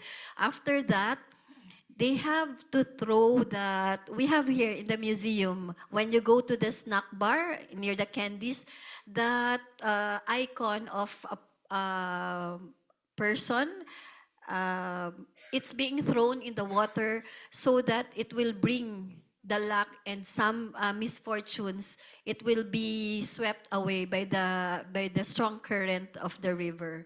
And those who participate, just like what the Gijisi did, you have to soak your body in the river so that it's one part of cleansing. So, and also getting the good energies and good fortune. So that's what the community believes. So I don't know, because after that you will feel good. Aside from you feel good shouting and cheering, whichever team you are in, even if you don't know, because I also cheered with a group from Korea to support them, and especially that they won. Mr. Wonmo Park also and Ko Dae-yong also joined that. So aside from it's in the rivers, spiritual in nature, part of the agricultural cycle, there's also beliefs of good fortune and the solidarity of the community. It can never stop, even with some crisis in the community. They continue to sustain it without help from the non-community members. But of course, time change. With more participation, it ensures sustainability. So I think those aspects, and also after that, there's this community lunch where all those who came to witness partake with a meal prepared by the community, and the meal is their traditional food, and you can eat anywhere in the river. So food is free for all those who came, even if you are not part of that community. So it's really nice, and even if I'm not a community member, I really want that those like Vietnam, they plan to go there last year. But another unique feature is that the celebration schedule is not fixed, because it's connected with the rice harvest cycle. Like this year, they planted ahead. So you can calculate where their harvest period. So it's the harvest season that they refer to. Usually July, end of July, or first week of August. So during those schedules. So here you can see our Juldarigi group. So you have to wash yourself in the river. So that's part of the belief. So after participating, you will really feel good, and you will bring it with you, the happy feeling that you experience during this celebration. So that's all. Thank you. 네, 수중에서 줄다리기를 한다는 게 Yes, 가장 this is water related, so it's a river and the ritualistic area. 줄다리기 연합회에서도 함께 당진시를 중심으로 다녀온 영상을 And I understand these photos are of some of the representatives from Korea who have participated, and it's quite memorable because some of these members of the Gijisi Preservation Society have passed away. It would be fortunate if they could be here with us today. But now that we're talking about the special elements, maybe we can hear about Vietnam, Tang or Le Thi. If you can tell us what makes the Vietnamese element special.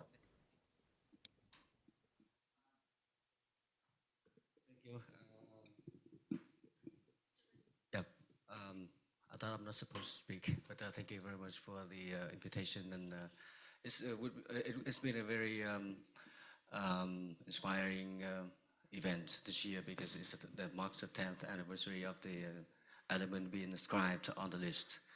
And I used to work for UNESCO, and I'm now a UNESCO facilitator for ICH in the Asia Pacific. Last year we contracted with ICHCAP to conduct a report on Tugging Regional Games after 10 years of inscription. We had not a long but a short but compact report with the documentation of all the elements, both inscribed already on the list and both some of them are newly found. So originally there were 6 elements, 6 communities in Vietnam for in 4 localities in Hanoi, Bắc Ninh,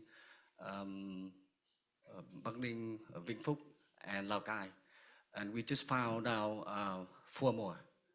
And thanks to our networking and activity with the communities over the past 6 years.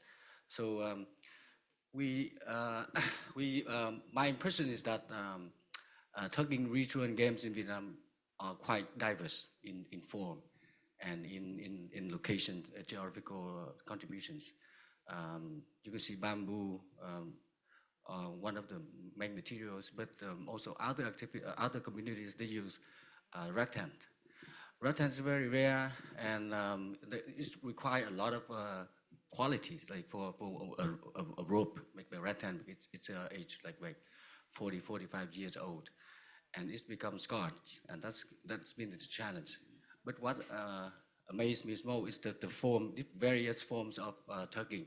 Some of them tug in the mountain, use the vine, jungle vine, like the Lào Cai people, and some of them use bamboo. 2 bamboo stick together, we call mỏ, and because of the name of the materials, the element is called differently locally.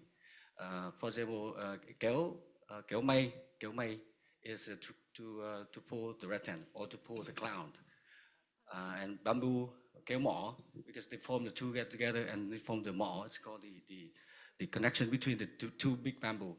Or here you can see the one kéo co in Hiệp Chấp, Bắc Ninh. They also be used bamboo, 2 together, but the way they connected very different, and the way they use the connectors like by bamboo vines. The special skill that needs a lot of experience to do it, and somebody has some reputation or senior person in the village allowed to do it, like have the honor to do it. And also, in terms of rattan, some communities use long rattan, like hundreds of meters, and thousands of people come in and pull it. It can do really tough for 3 days. So here, came with us in the event, we have people from Long Biên in Hanoi. They use rattan to pull. So, but they call kéo co ngồi because they sit on the ground, and the rattan cord stuck through a wooden pole, and they sit it and they tug it very low to the ground. Also, from Hương Canh in Bắc Ninh, Hương Canh in Vĩnh Phúc, they use also a wooden pole, but the hole to stick the rattan through is higher, much higher, so they have to stand to pull it. So like this. You see in one of the pictures. And we just found today is the main festival of the new community in Nam Định province, what they call kéo cõi, who they lie on the ground, and the rattan rope really close to the floor, and it's a really intense competition. But in all, what impressed me most is that to win or to lose in a game, it doesn't matter. They believe that the gathering of the community members are a big solidarity, and also they wish for luck. But some communities traditionally they believe that the village in the west or in the east should win, and so they make every effort to win it. They believe that that village will bring luck. So, we are very happy that over the past 6 years. Although during COVID, I remember in 2020, we organized a workshop and we established the Vietnam network of Tugging regional games communities. And now we include everyone in, whether inscribed or not inscribed yet. So we hope that the network will expand. And we think that's the real community work. And it would have been better for someone from the community to speak on their behalf, not me. So under the spirit and convention, I appreciate that through the collaboration and partnership with Dangjin City and also ICHCAP, we are allowed to get in and to have our contribution as one of the stakeholders. Not just the government authority, not just the researchers, but also the private sector, the NGOs, and the individuals, and particularly the tradition bearers. So I hope that kind of buying and that kind of partnership should be sustained and promoted. Thank you. 네, 감사합니다. 베트남은 Thank you very much. Vietnam, even after the nomination, I believe that there were many tugging ritual elements that were identified afterwards. In the case of Korea, we would use the rice straw, and we would have the female and the male rope together and intertwined. But you can see that in Vietnam, the materials, the way of pulling is all different. So we can truly see that there is cultural diversity for the single element of tugging rituals. However, still, there is a common denominator amongst all, which would be cooperation and inclusivity. And this is not just the case for Vietnam. I believe that it's the same case for Cambodia, the Philippines, and the Republic of Korea. It's about inclusiveness, it's about collaboration, and that really is the significant meaning behind tugging rituals. So let me now move on to the next question. So we're here for the 10th anniversary. So I would like to understand, are there specific events in Korea, for instance? Well, yes, this is the event to commemorate until the 2 days following. So that would be one event to commemorate. In the case of Yeongsan 줄다리기, it was March 1st when we did have an event, and there was a commemorative session in Dangjin City at this symposium. So you can see that the respective communities in that very point of when they do host the tugging rituals are commemorating the 10th anniversary. So although we don't have like a nationwide event, we have one, and those by the community. So in Cambodia and the Philippines, do you have a national event to commemorate this, or maybe by community to commemorate the 10th anniversary? Are there any events planned or underway?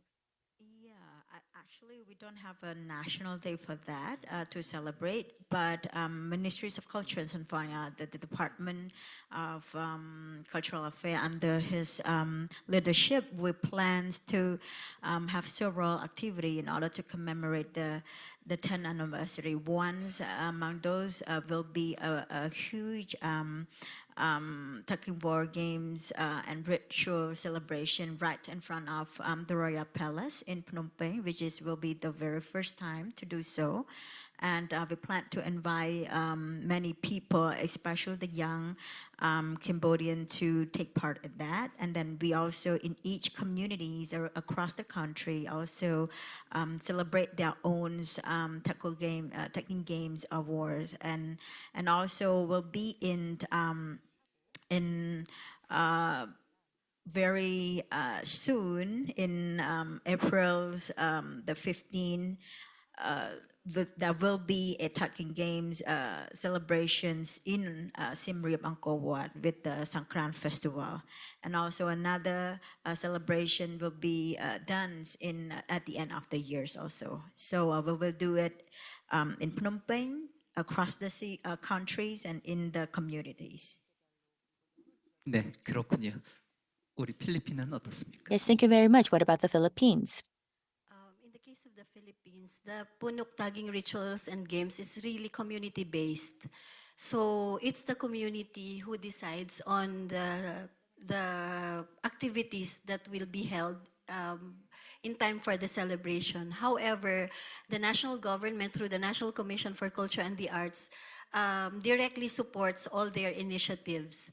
So we've been discussing preparations for the 10th anniversary celebration by really highlighting the community initiative, since the ICH is identified and owned by the community. So while we were discussing with our executive director and the community members here, which is also part of the safeguarding plan of the community, that from the community level, we'll really work on strengthening community organizations. So the indigenous peoples organizations, because in the prior years, there's this community organization. However, the local government also supported with the municipal task force. So the NCCA forged an agreement with the community to work together in sustaining efforts. So because that's one of the challenges, to sustain the efforts for these activities.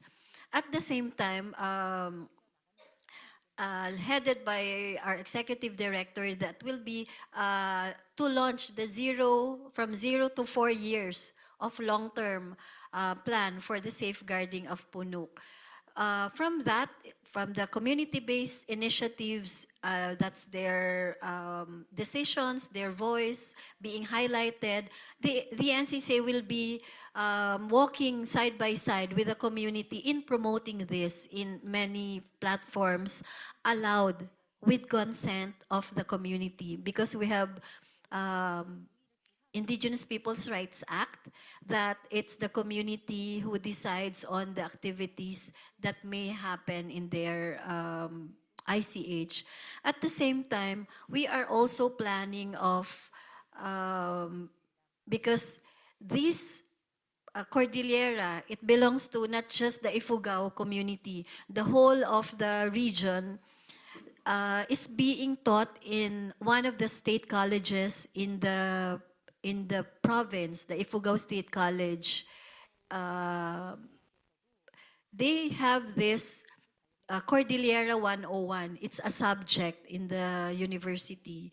However, the community is inspired to highlight the tagging rituals and games as one subject, because Cordillera covers all, but this time they want to make it like one subject because they have already started the museum in that university. But inspired by that, the community also would like to have their own museum, and they are trying to build for next year. Also, this punok tagging ritual is envisioned to be seen in the educational materials like textbooks from the elementary. That's the vision of the community and also the NCCA. It's nice to know that their plans and the perceived plan of NCCA complements. So when they informed us of their safeguarding measures, they would like that from the elementary level up to the secondary or higher learning, the punok will be part of the instructional materials and the lectures. So NCCA can come in assisting them technically, and then maybe in publishing the textbooks.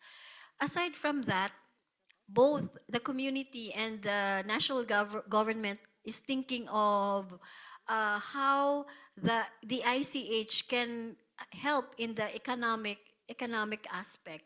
So because we are also encouraged that ICH should also bring economic opportunities to the community. So as you have seen in the ritual, the community members wear their traditional attire. They are not required, but they really wear that from the children to the elders. So the community is expanding their weaving tradition by helping the community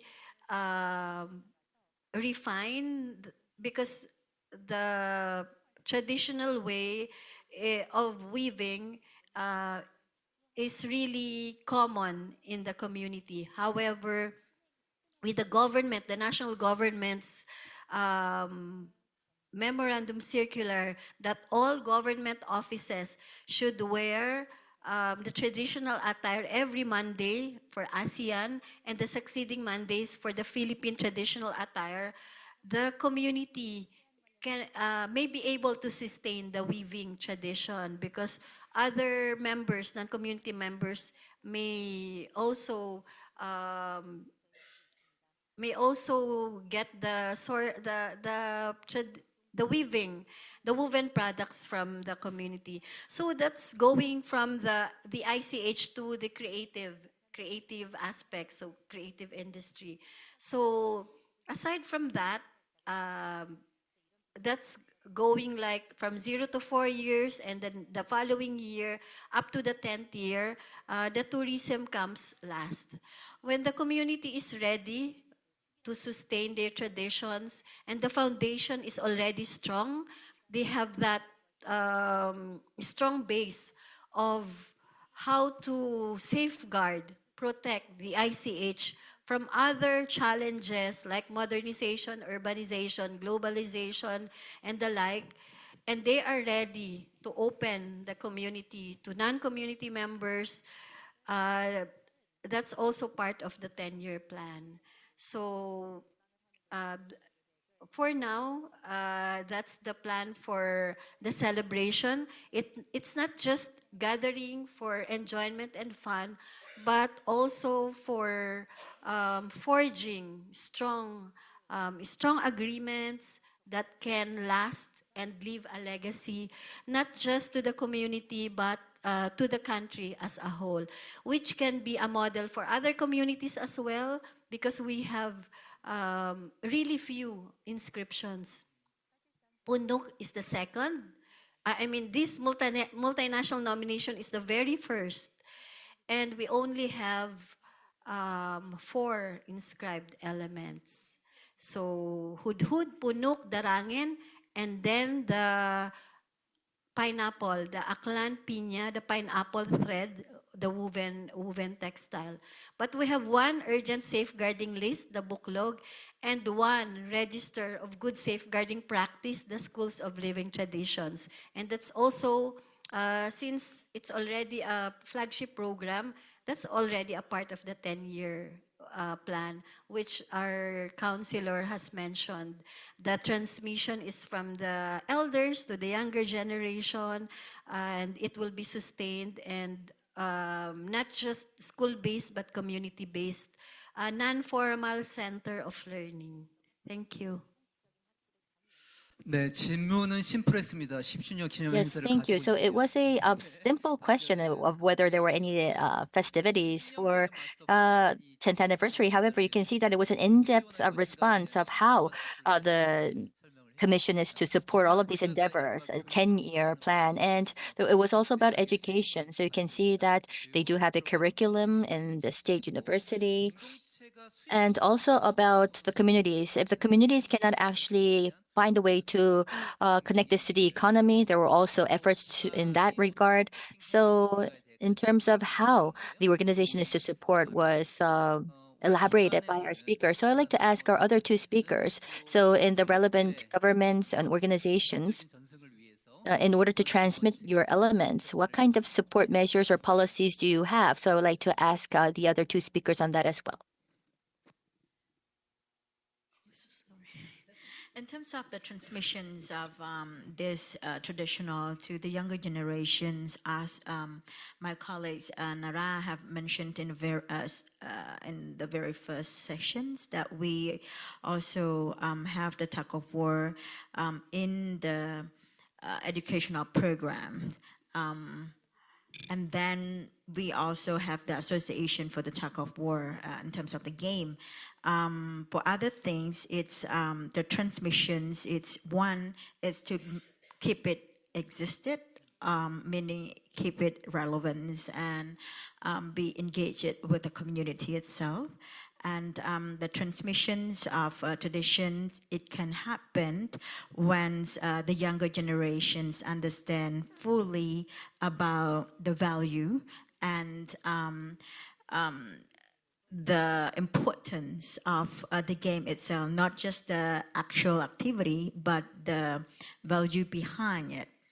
And then that we go along with some of the activities that, for example, have the conference, also have the outreach, And one of the most important things in the policy that we are having right now for traditional culture, not in particular for the tug of war, the government and work under that is the Ministries of Culture and Fine Art. We create a program called Traditional Skill Training Program that allowed young Cambodian, especially for those who come from the disadvantaged family, to study and receive financial support. And this is one ways of transmitting the traditional culture to the younger generations. And tug-of-war, it's not in that program, but to keep it exist and relevant is one of the policy that we have nowadays. 네, 한국은 어떠실까요? What about in Korea? 지금 저희 과에서 하는 제 담당하는 So 업무가 이제 at our division at KHS, we provide support for transmission activities for ICH. So as the other colleagues have mentioned, I cannot talk about a 10-year plan, but if I can talk about the current activities in place, well, once an element is inscribed on the national list, on the national inventory list, the government provides support for the continued safeguarding of this element. When we talk about transmission, we want to try to ensure knowledge transfer to the younger generation, to inform them and raise awareness about the spirit and the value of this. And for this, it comes down to education. This means that the preservation societies and the bearers and the holders of the tradition, they are provided with support so that they can educate the younger generation. And this is something that we do on a monthly basis. So this is the basic foundation of something that we do. The Gijisi Tug-of-War is something that communities are really leading the way. It's community-based. So it has to be based on voluntary participation, and ultimately it has to be organic, because there is a limit to just what the government can do in terms of budgetary restraints. So we want it to be organic and sustainable at the community level. We would like to try to create a framework to make it organically sustainable, and I think it's the government's role to try to create that. And for example, we can provide proposals for more. So if somebody provides proposals for more of these tug-of-war events, or when there's exchange activities with other countries like this international symposium, we provide support so that many people can come up with these suggestions or proposals. The government provides the funding for that, but it's not just monetary support. We would like to try to make sure that these people can create some new value and in the process, and also try to build their capacity. So we also provide funding support for these capacity building programs and education programs. And has been mentioned by my colleagues here, ICH is being threatened. And one of the big threats is financial. These are economic in nature. 이 공동체 지금 사회에서 생활 속에서 녹아올 수 있는 그런 거는 아니잖아요. It's no longer in the case of Korea. The tug-of-war element is not something that is found in our everyday lifestyle, because our lifestyle has changed so much. And yes, there could be knowledge transfer, but a lot of the activities are still conducted as sort of a ritual. It's not something that is an everyday custom. And to be honest, there are not many young people who come and participate in this.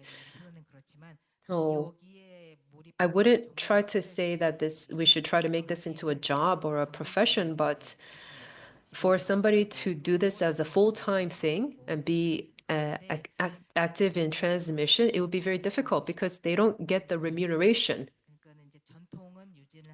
So we want to try to maintain the tradition, but we don't want to just be so limited and restrictive in terms of the framework. We want to maintain the tradition, but also try to make it adaptive to our lifestyle and our way of life today.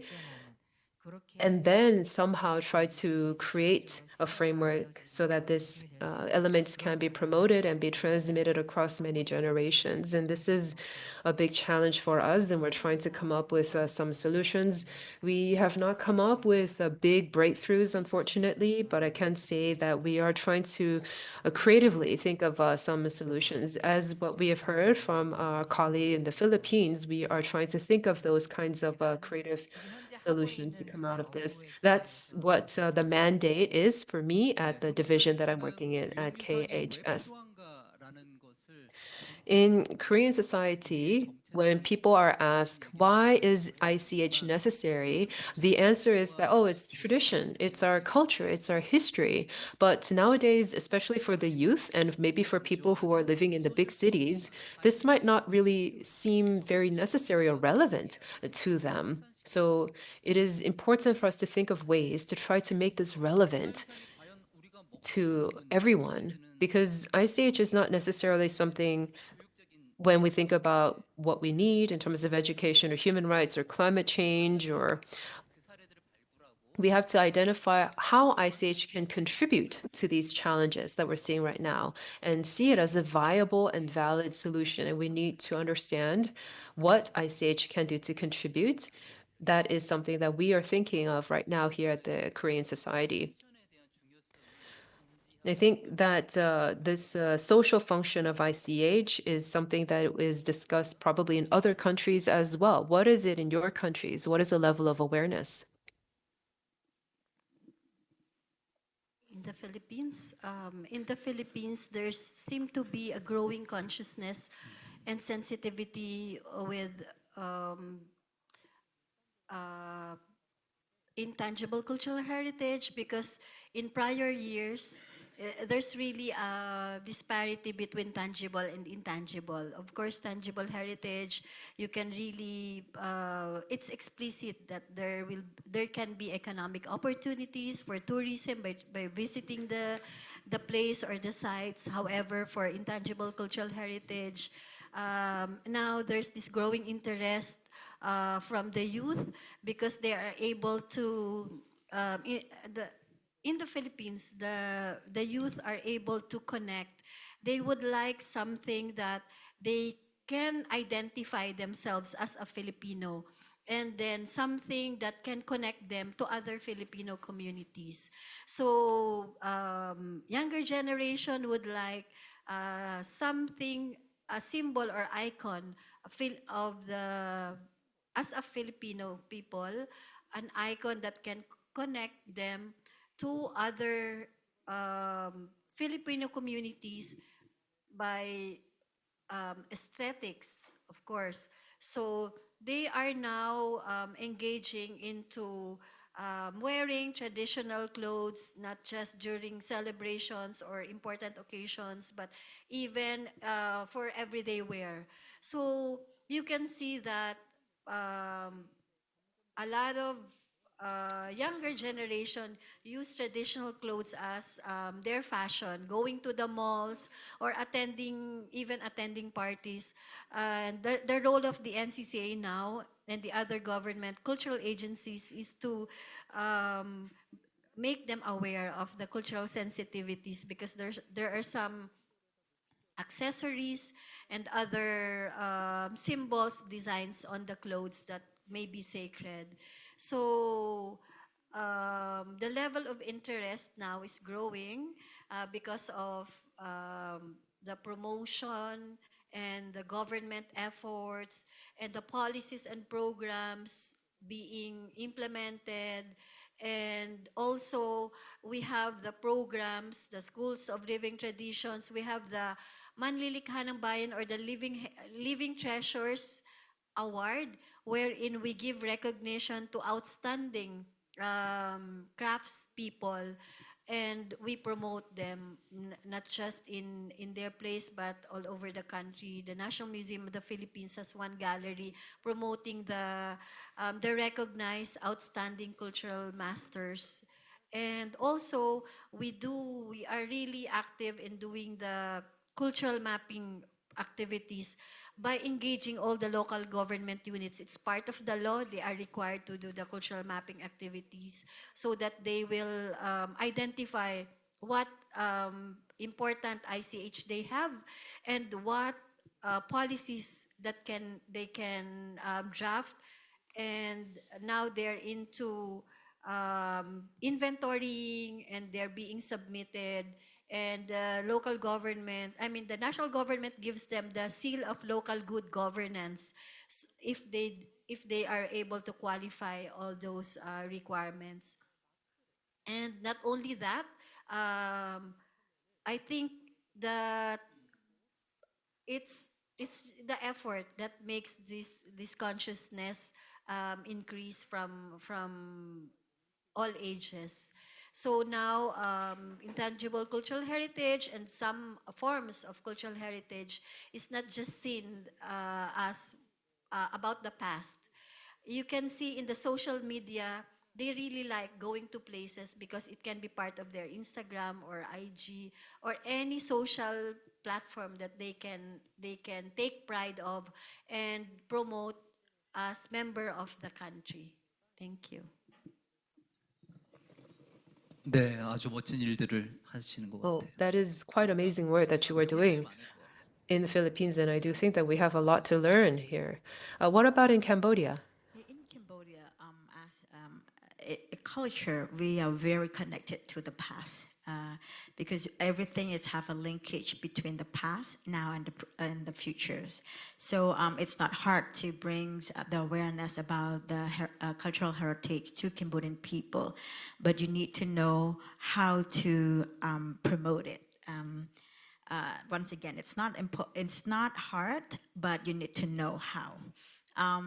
For the right now, the peoples, in particular the younger generation, for sure they recognize the importance of their traditional culture. Of course, it's they know that it's part of their DNA, their identity, but at the same time, this cultural heritage also provide benefit for them. For example, as our colleague from the Philippines talking about creative and cultural industry, and Cambodia right now in Ministries of Culture and Fine Art also very advocate for this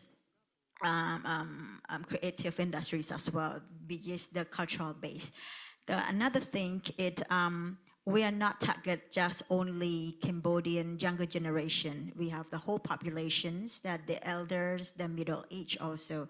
And for those group of peoples, they realize that they cannot live without their own traditions because of this is part of them, but at the same time that make them different. Another thing is that this world, it's so rounded and so similar, but at the same time we also value the differences, and we all understand that. So keeping our traditional culture alive, it's things that importance, and it's an effort, but it's not an effort at the same time. That's what I would like to say. But one thing is that the royal governments of Cambodia have introduced the new governments. It's that preserving traditional culture is everyone's responsibility. So cannot wait just only for the bearer to preserve it or the ministries of culture to preserve it, but it's for every Cambodian. That is one thing. And another thing is that if our culture alive, we have a name in the world.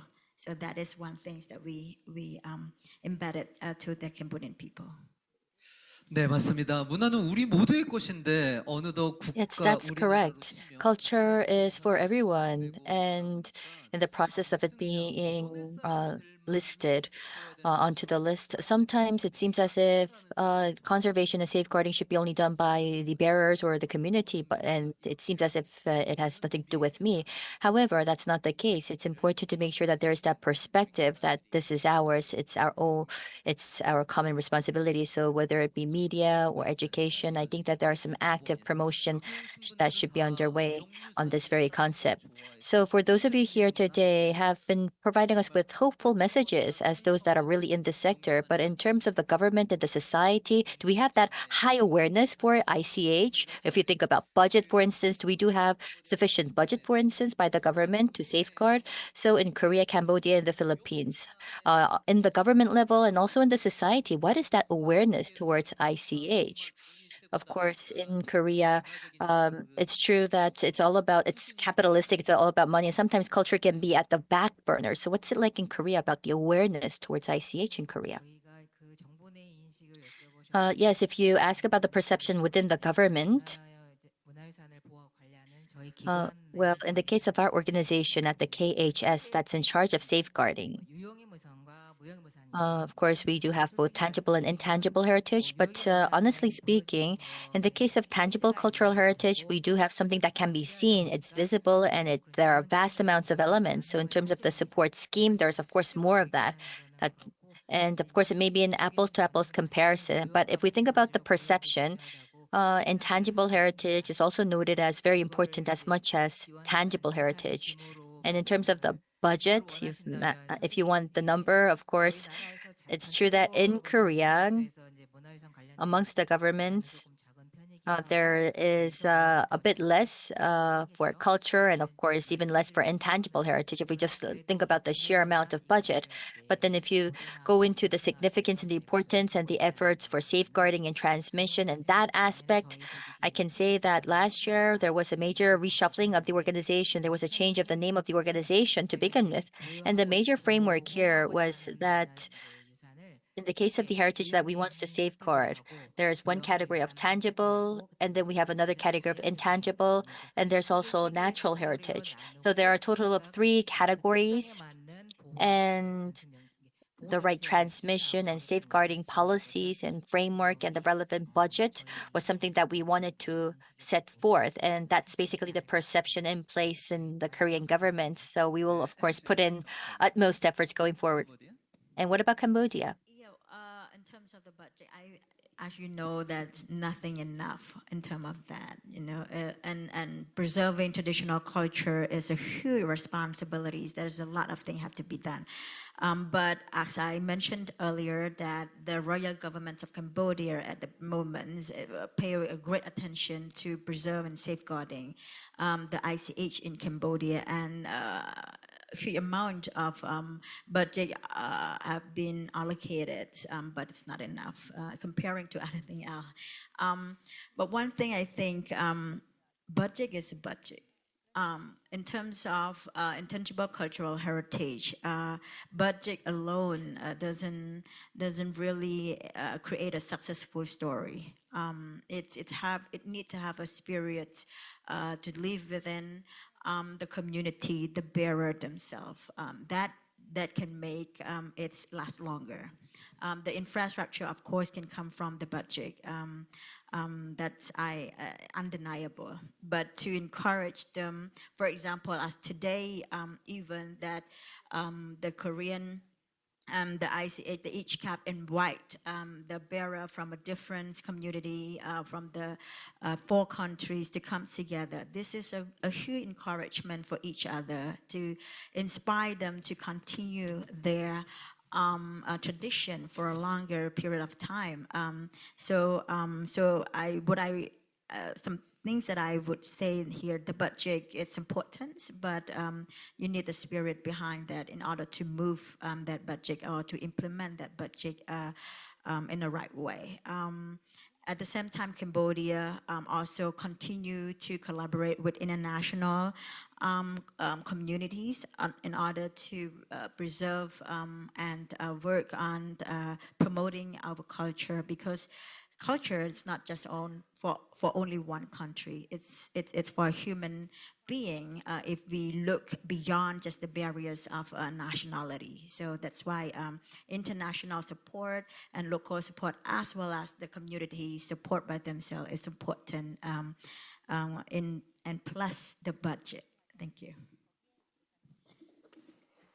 네, 필리핀의 사례는? Yes, thank you very much. What about the Philippines? In the case of the Philippines, we have this because we're from the National Commission for Culture and the Arts, and it's mandated to preserve, promote, and develop Philippine culture. We have the National Endowment Fund for Culture and the Arts, which gives financial assistance and technical assistance as well to cultural programs and projects. However, it would be good if the local government units, aside from the national, the local governments will allocate a separate budget for not just for ICH, not just for tourism activities, but for ICH as well. And we are working on establishing local culture and arts councils in every local government unit, and we are being successful with that. But the local culture and arts council should have a budget to pursue programs so that the national government will not be giving anymore the budget from the national government. However, it's still being worked on in the Department of Interior Local Government, and it's a separate entity. But for NCCA, we were able to finish our Philippine Development Plan for Culture and Arts, and it was approved by the President of the Philippines. And that plan outlines all the cultural programs, including ICH, that may be implemented by the country. But with that plan also comes the budget for that. So we can only do encouraging the local government units by letting them know the importance of safeguarding the cultural heritage. But we know that all the local government units are aware of that. It's just that there should be a delineation with the tourism activities and then the safeguarding activities. Although they are intertwined, they cut across. So as the de facto Ministry of Culture, we are really pushing for more champions and more advocates by working with civil society organizations, local government units, state universities, because all of these have their own budgets. So if all these entities will work on safeguarding the ICH and other cultural heritage, so the NCCA will be able to do some other things aside from providing financial assistance. So we can always provide technical assistance and some other activities, and it will be a multi-stakeholder activities, not just one from the national. So it's always good that safeguarding activities comes from the ground and with the support of the national government with equal allocation. So that's what we are working on. Our rule in the national government is that there should always be a counterpart funding. I think other countries are also like that. We encourage counterpart funding, and we support for a limited period of time. And after that, the community or the organization should be able to sustain. So what we do is to help them at first, the preparatory on how to sustain their efforts, because the commission will also not abandon, but we'll let them sustain their own activity, and we are just doing the oversight. So that's our mission, to be able to allow all the organizations to take part and own their activity and to take pride in what they do. Thank you. 네, 국가의 재정은 한계가 있기 때문에 Yes, thank you very much. Because for the country, there is a limited budget. And of course, budget would not be enough for the transmitters as well as the bearers and the community. So what the country can do is basically, if you think about culture, it's about having many stakeholders come together. It's a system with multiple resources coming together. And it's about really providing the pathway and managing this system. That's the role of the government, I think. So thank you very much for that. But then, of course, if you think about ICH, we do need the practitioners and the transmitters and their dedication and sacrifice to really make this sustainable. So we do have our transmitters, our bearers from Cambodia, from Korea, and from all of the 4 countries. And the mission and your dedication and sacrifice has really enabled the sustainability of the ICH. And I would like to pay respect to all of you. And I believe that we have Chairman Lee Chil-bok. Could you maybe share with us what kind of difficulties there are amongst the bearers or the holders of the ICH?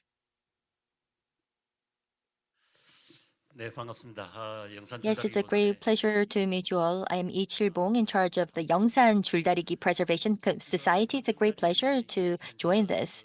So if you think about Yeongsan Juldarigi, first, for transmitters, there isn't enough support. And of course, with depopulation, this is something that's taken for granted and it's a natural. However, in terms of incentives and especially policy incentives, we need more of that. And we do have Deputy Director Kim here, and she's mentioned that she's to provide full support.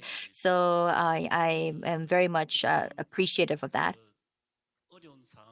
And it's true that I don't know if this is inappropriate comment here, but as Ms. Kim has mentioned, at KHS, the Korea Heritage Service, I do want to express my gratitude in the following areas of support, because at our Yeongsan Juldarigi Preservation Society, we do have students from elementary, secondary, and high schools. And we do have what we call a special class, a class, Pebblestone class for our schools, and there's a curriculum for that, and that was supported by the organization, and this really enables the sustainability of this Yeongsan Juldarigi. So I would like to extend my gratitude for supporting this program, this educational program. But then again, I want to mention that we do have the Dangjin Preservation Society and also Yeongsan Preservation Society. We do have practitioners, we have the bearers, we have the trainers, but we don't really have enough of these resources. We need these resources, and there's only just the chairman that's really performing a specific role. So I would like to mention that if we can at least have a transmission trainer, for instance, to really find a way to sustain this ICH, that would really prove to be very powerful and helpful. And we've been requesting this for the right expert resources, but then we've heard that it's very difficult to really find and identify such resources. So I don't know if this is the right time to mention, but I do want to mention to Ms. Kim that this is an area of challenge. But I'm sure that's the same case for Cambodia and the Philippines. We're probably going through similar challenges. But with this multi-nomination or joint inscription, we've been together for 10 years in this very same path and journey. And if you think about the inclusiveness of tugging rituals, I really hope that we can continue on with this concept and this value. Yes, we've mentioned about the policy in Korea of really having the right pillar for education. So really, it's important to make sure that we do have certified trainers to really continue on with the sustainability. So I would like to understand in other countries, in terms of really having masters for transmission, do you have a support to a mechanism to support the masters of transmission in your respective countries? We support the community in particular, but and then of course the masters of the community or the tradition itself strongly support. For example, they were nominated as a living treasure, which receive financial support from the royal government to do their job at best and to teach and to write and to research on their fields. That is one thing. And another things, we also nominate them as the advisor to the Ministries of Culture and Fine Art in terms of providing opportunity and a platform for them to share their experience and knowledge to the younger generation and to the policymaker at the Ministries of Culture and Fine Art, and receive at the same time a social support from the governments and financial support from the government. So these are the two things, two main things. And then another one, as I mentioned it earlier, that we create a program called Traditional Skill Training Program, which we invited master from each of the field, for example, on craft, weaving, and also blacksmiths, other things to teach to the younger generations, and while they receive financial support from the government also. So these are the three things that we work with master in order to transmit their culture to the next generation. 필리핀? 예. And the Philippines? In the Philippines, we have the schools of living traditions wherein the community masters or specialists transmit their knowledge to the younger generation, and they're the teachers, so they're given allowance, and they are given support from given transportation and everything that being covered to teach the students. Also, we have this annual fair that those cultural masters engage into traditional crafts are given platform to exhibit their works, at the same time give them the economic value for what they worked for. So they have to produce, and then it can be sold during the fair. And also we support the artisans by allowing them to create or to teach, and they'll be the ones to inform us what they need. So it can be in a form of giving them supplies and or other materials, not just the monetary support. So we have different programs to support the cultural communities, the indigenous groups, and even the artisans from the mainstream communities. So we have the assistance program for cultural communities. We have the assistance for Filipino artisans. We have the schools of living traditions. We have the living treasures, same with Cambodia, where we provide monthly stipend or allowance to the outstanding cultural masters, which is also at par with the National Artist Award. So it's the same level. It's just it's the counterpart for traditional artists. So these programs are in place, and these are also we have a Republic Act for this. And for the other programs, they're being institutionalized. So it's really part of the annual program of the government. And aside from that, other cultural agencies of the government have also programs for them to support them, not just through financial or technical, and for some other assistance that they would need, like entrepreneurship and then financial management, any support that the community deem necessary, for as long as it will not disrupt their everyday life, and it's still within the bounds of the respect for their culture. 네, 어느덧 우리가 이야기하는 동안 끝맺어야 될 시간이 Yes, 다가왔습니다. it appears that we have reached the end of our session. Maybe we can hear one final thought about what we should do for the next 10 years. For the next 10 years, what should we do for the purposes of our tugging ritual and games, and for our network? What should we do together for the next 10 years? Just briefly. So this is my first time here, and I heard that we're here celebrating the past 10 years, and now you're asking me about the next 10 years. So I don't know what to say, but I can tell you that I will continue to do my best to fulfill my mandate and think about what we've heard here from the bearers and the members of the preservation societies. And we have heard from other colleagues here. There are 4 countries now, but maybe there might be more. Who knows? So with the more networking activities, perhaps we can work together for more collaboration. I agree with her just mentioned it right now about more networking. So we continue to expand these communities as much as we can, and also an exchange program between the four main countries in order to share each other informations, and joint research should be another options for us because activities we have done together, but and then joint research from the very beginning until the ends of the first 10 years, that would be amazing also.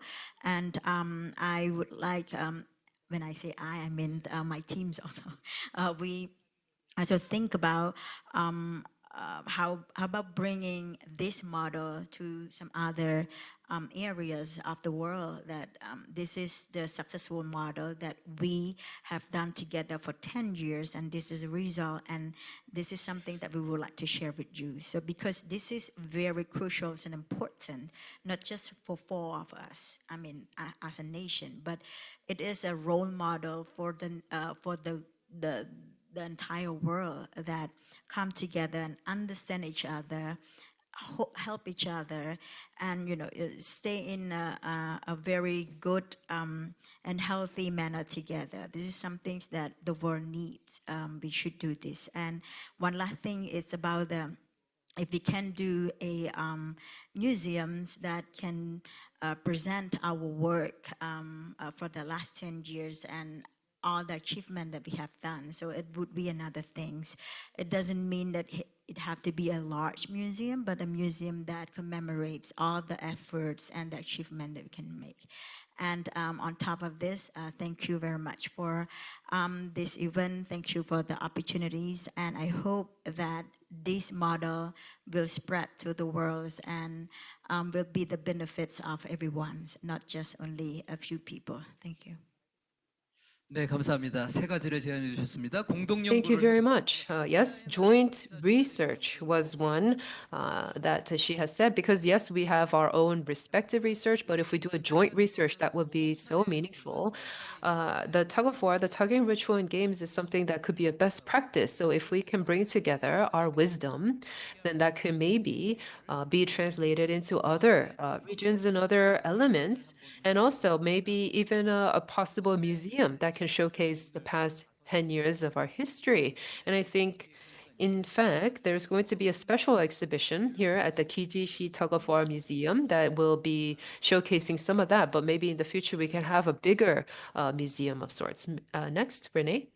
Thank you for that. Actually, I have a long list here that I hope my executive director will approve. So it's a proposal. Now, as the National Commission for Culture and the Arts represents the Philippines as a state party to the 2003 convention, we envision several collaborative initiatives with our partner countries, Cambodia, Republic of Korea, and Vietnam, as we commemorate this important milestone. The NCCA plans to strengthen our international networks with these countries through regular exchanges of practitioners and knowledge. We believe that these exchanges are vital, as demonstrated by our successful 2019 cultural exchange, when practitioners of Gijisi Tug-of-War from Dangjin City visited and participate in elements of the Tuwali Ifugao tagging rituals. We aim to develop digital platforms specifically for sharing documentation and best practices in safeguarding tagging rituals across our 4 countries. This will build upon our existing documentation efforts, which include annual audiovisual documentation as part of our monitoring activities. The NCCA also plans to initiate joint research exploring the contemporary relevance and evolution of tagging rituals. This research will complement our ongoing work with the Ifugao State University when they have integrated Punuk into the Cordillera Heritage 101 course. To sustain collaboration over the next decade, we believe regular multi-country forums will be essential to address common challenges in our safeguarding efforts. Our recent experience creating a memorandum of understanding between the NCCA and the municipality of Hongduan demonstrates that how formal agreements can effectively define roles and responsibilities in safeguarding ICH. We also envision developing collaborative approaches to sustainable activities that respect the cultural significance of these rituals while creating economic opportunities for our communities. This will also involve other agencies working alongside NCCA. The NCCA will continue to build upon our successful partnership with ICHCAP, which has been instrumental in supporting previous collaborations through research projects, symposiums, and publications. We have a lot of publications because of ICHCAP's partnership with NCCA. We believe this established framework provides a strong foundation for our continued intergovernmental cooperation as we work to ensure these cultural treasures continue to thrive for generations to come. But perhaps most importantly, this anniversary, I think, reminds us that culture is not static. It evolves, adapts, and grows stronger through connection and care. The story of tagging rituals and games is the story of community resilience, of people working together, literally pulling in the same direction. As we look ahead to the next 10 years, let us renew our commitment to protecting and promoting our intangible cultural heritage. Let us continue to learn from the wisdom of tradition while embracing the promise of innovation. Of course, we cannot do away with that. And let us celebrate the threads of humanity that unites us all. Thank you. 네, 감사합니다. 자료 아카이빙 계속해서 Thank you very much. Yes, archiving, research, academic expertise, and also these building on the existing networks with ICHCAP and other these agencies. Yes, some of these very good, insightful words. Thank you very much for being with us. We will have to end this third session. At this third session, we talked with these key people, these focal points in the respective countries. And we heard about what we did over the past 10 years, but also more importantly, what we should do in the next 10 years. We didn't have a lot of time, so we were talking mostly at the surface level, but perhaps in the next 10 years, we can continue to have more in-depth talks and more joint projects. And with that, we conclude this third session. I would like to thank our three panelists, Kim Soo-hyun of the KHS, Chanketia Che of the Ministry of Culture and Arts of Cambodia, Renee Talavera of NCCA Philippines. Please give them a big hand. With this, we conclude session 3. 네, 다시 한번 수고해 주신 우리 Once again, thank you very much, Professor Kim Hyung-gun, Deputy Director Kim Soo-hyun, Chief and of course, General Deputy Director Shannon Tai-che and Chief Renee Talavera. Thank you very much. So I've actually counted the cooperation measures, and there were about 15, and I thought that we would have to move on to 20, and I just stopped there. And if you think about this, I really hope that, and I await the very first measure to come to fruition. So yes, it's true that we have allotted a lot of time for session 3 because there are those that really work here on site and those that have plans for the future. So I thought that it would be great if we can talk about our way forward. So that's why we had more time allotted for session 3, because we do have the policymakers here today. And why don't we start from the low-hanging fruit? And I really hope that we can make many of these ideas come to fruition. So yes, we had a full schedule, and we now have the closing ceremony. But then we do have a distinguished guest here today joining us. And if I may introduce you, we do have Director General Yoon Soo-no from the Intangible Heritage Bureau of the Korea Heritage Service. Thank you very much for joining us. Thank you. He joined us despite his very busy schedule, and also he's a VIP for our opening ceremony of the festivities. And because this is an international conference, and because we had our 4 countries in this joint inscription, I've asked Director General to join us, and he's actually split out his schedule to join us. Thank you so much. And with this, we would like to close the international conference. Thank you very much for joining us till the very end. And I'm pretty sure that you may have had questions or comments. And in lieu of time, it's true that you may not have been able to share this. But while during your stay in Dangjin, I hope that you can engage in various interactions and discussions and share any stories that cannot be shared due to time constraints. And with that, let us conclude the international conference. Thank you very much, and we wish you a safe journey home. Thank you very much.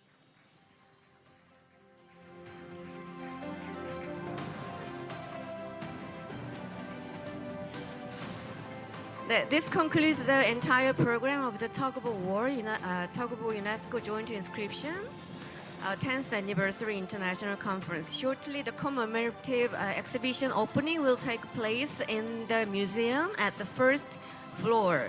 Presenters and session chairs, please follow the staff guidance and proceed together. Thank you. 네, 잠시 후 오후 5시부터 특별 전시 개막이 있겠습니다.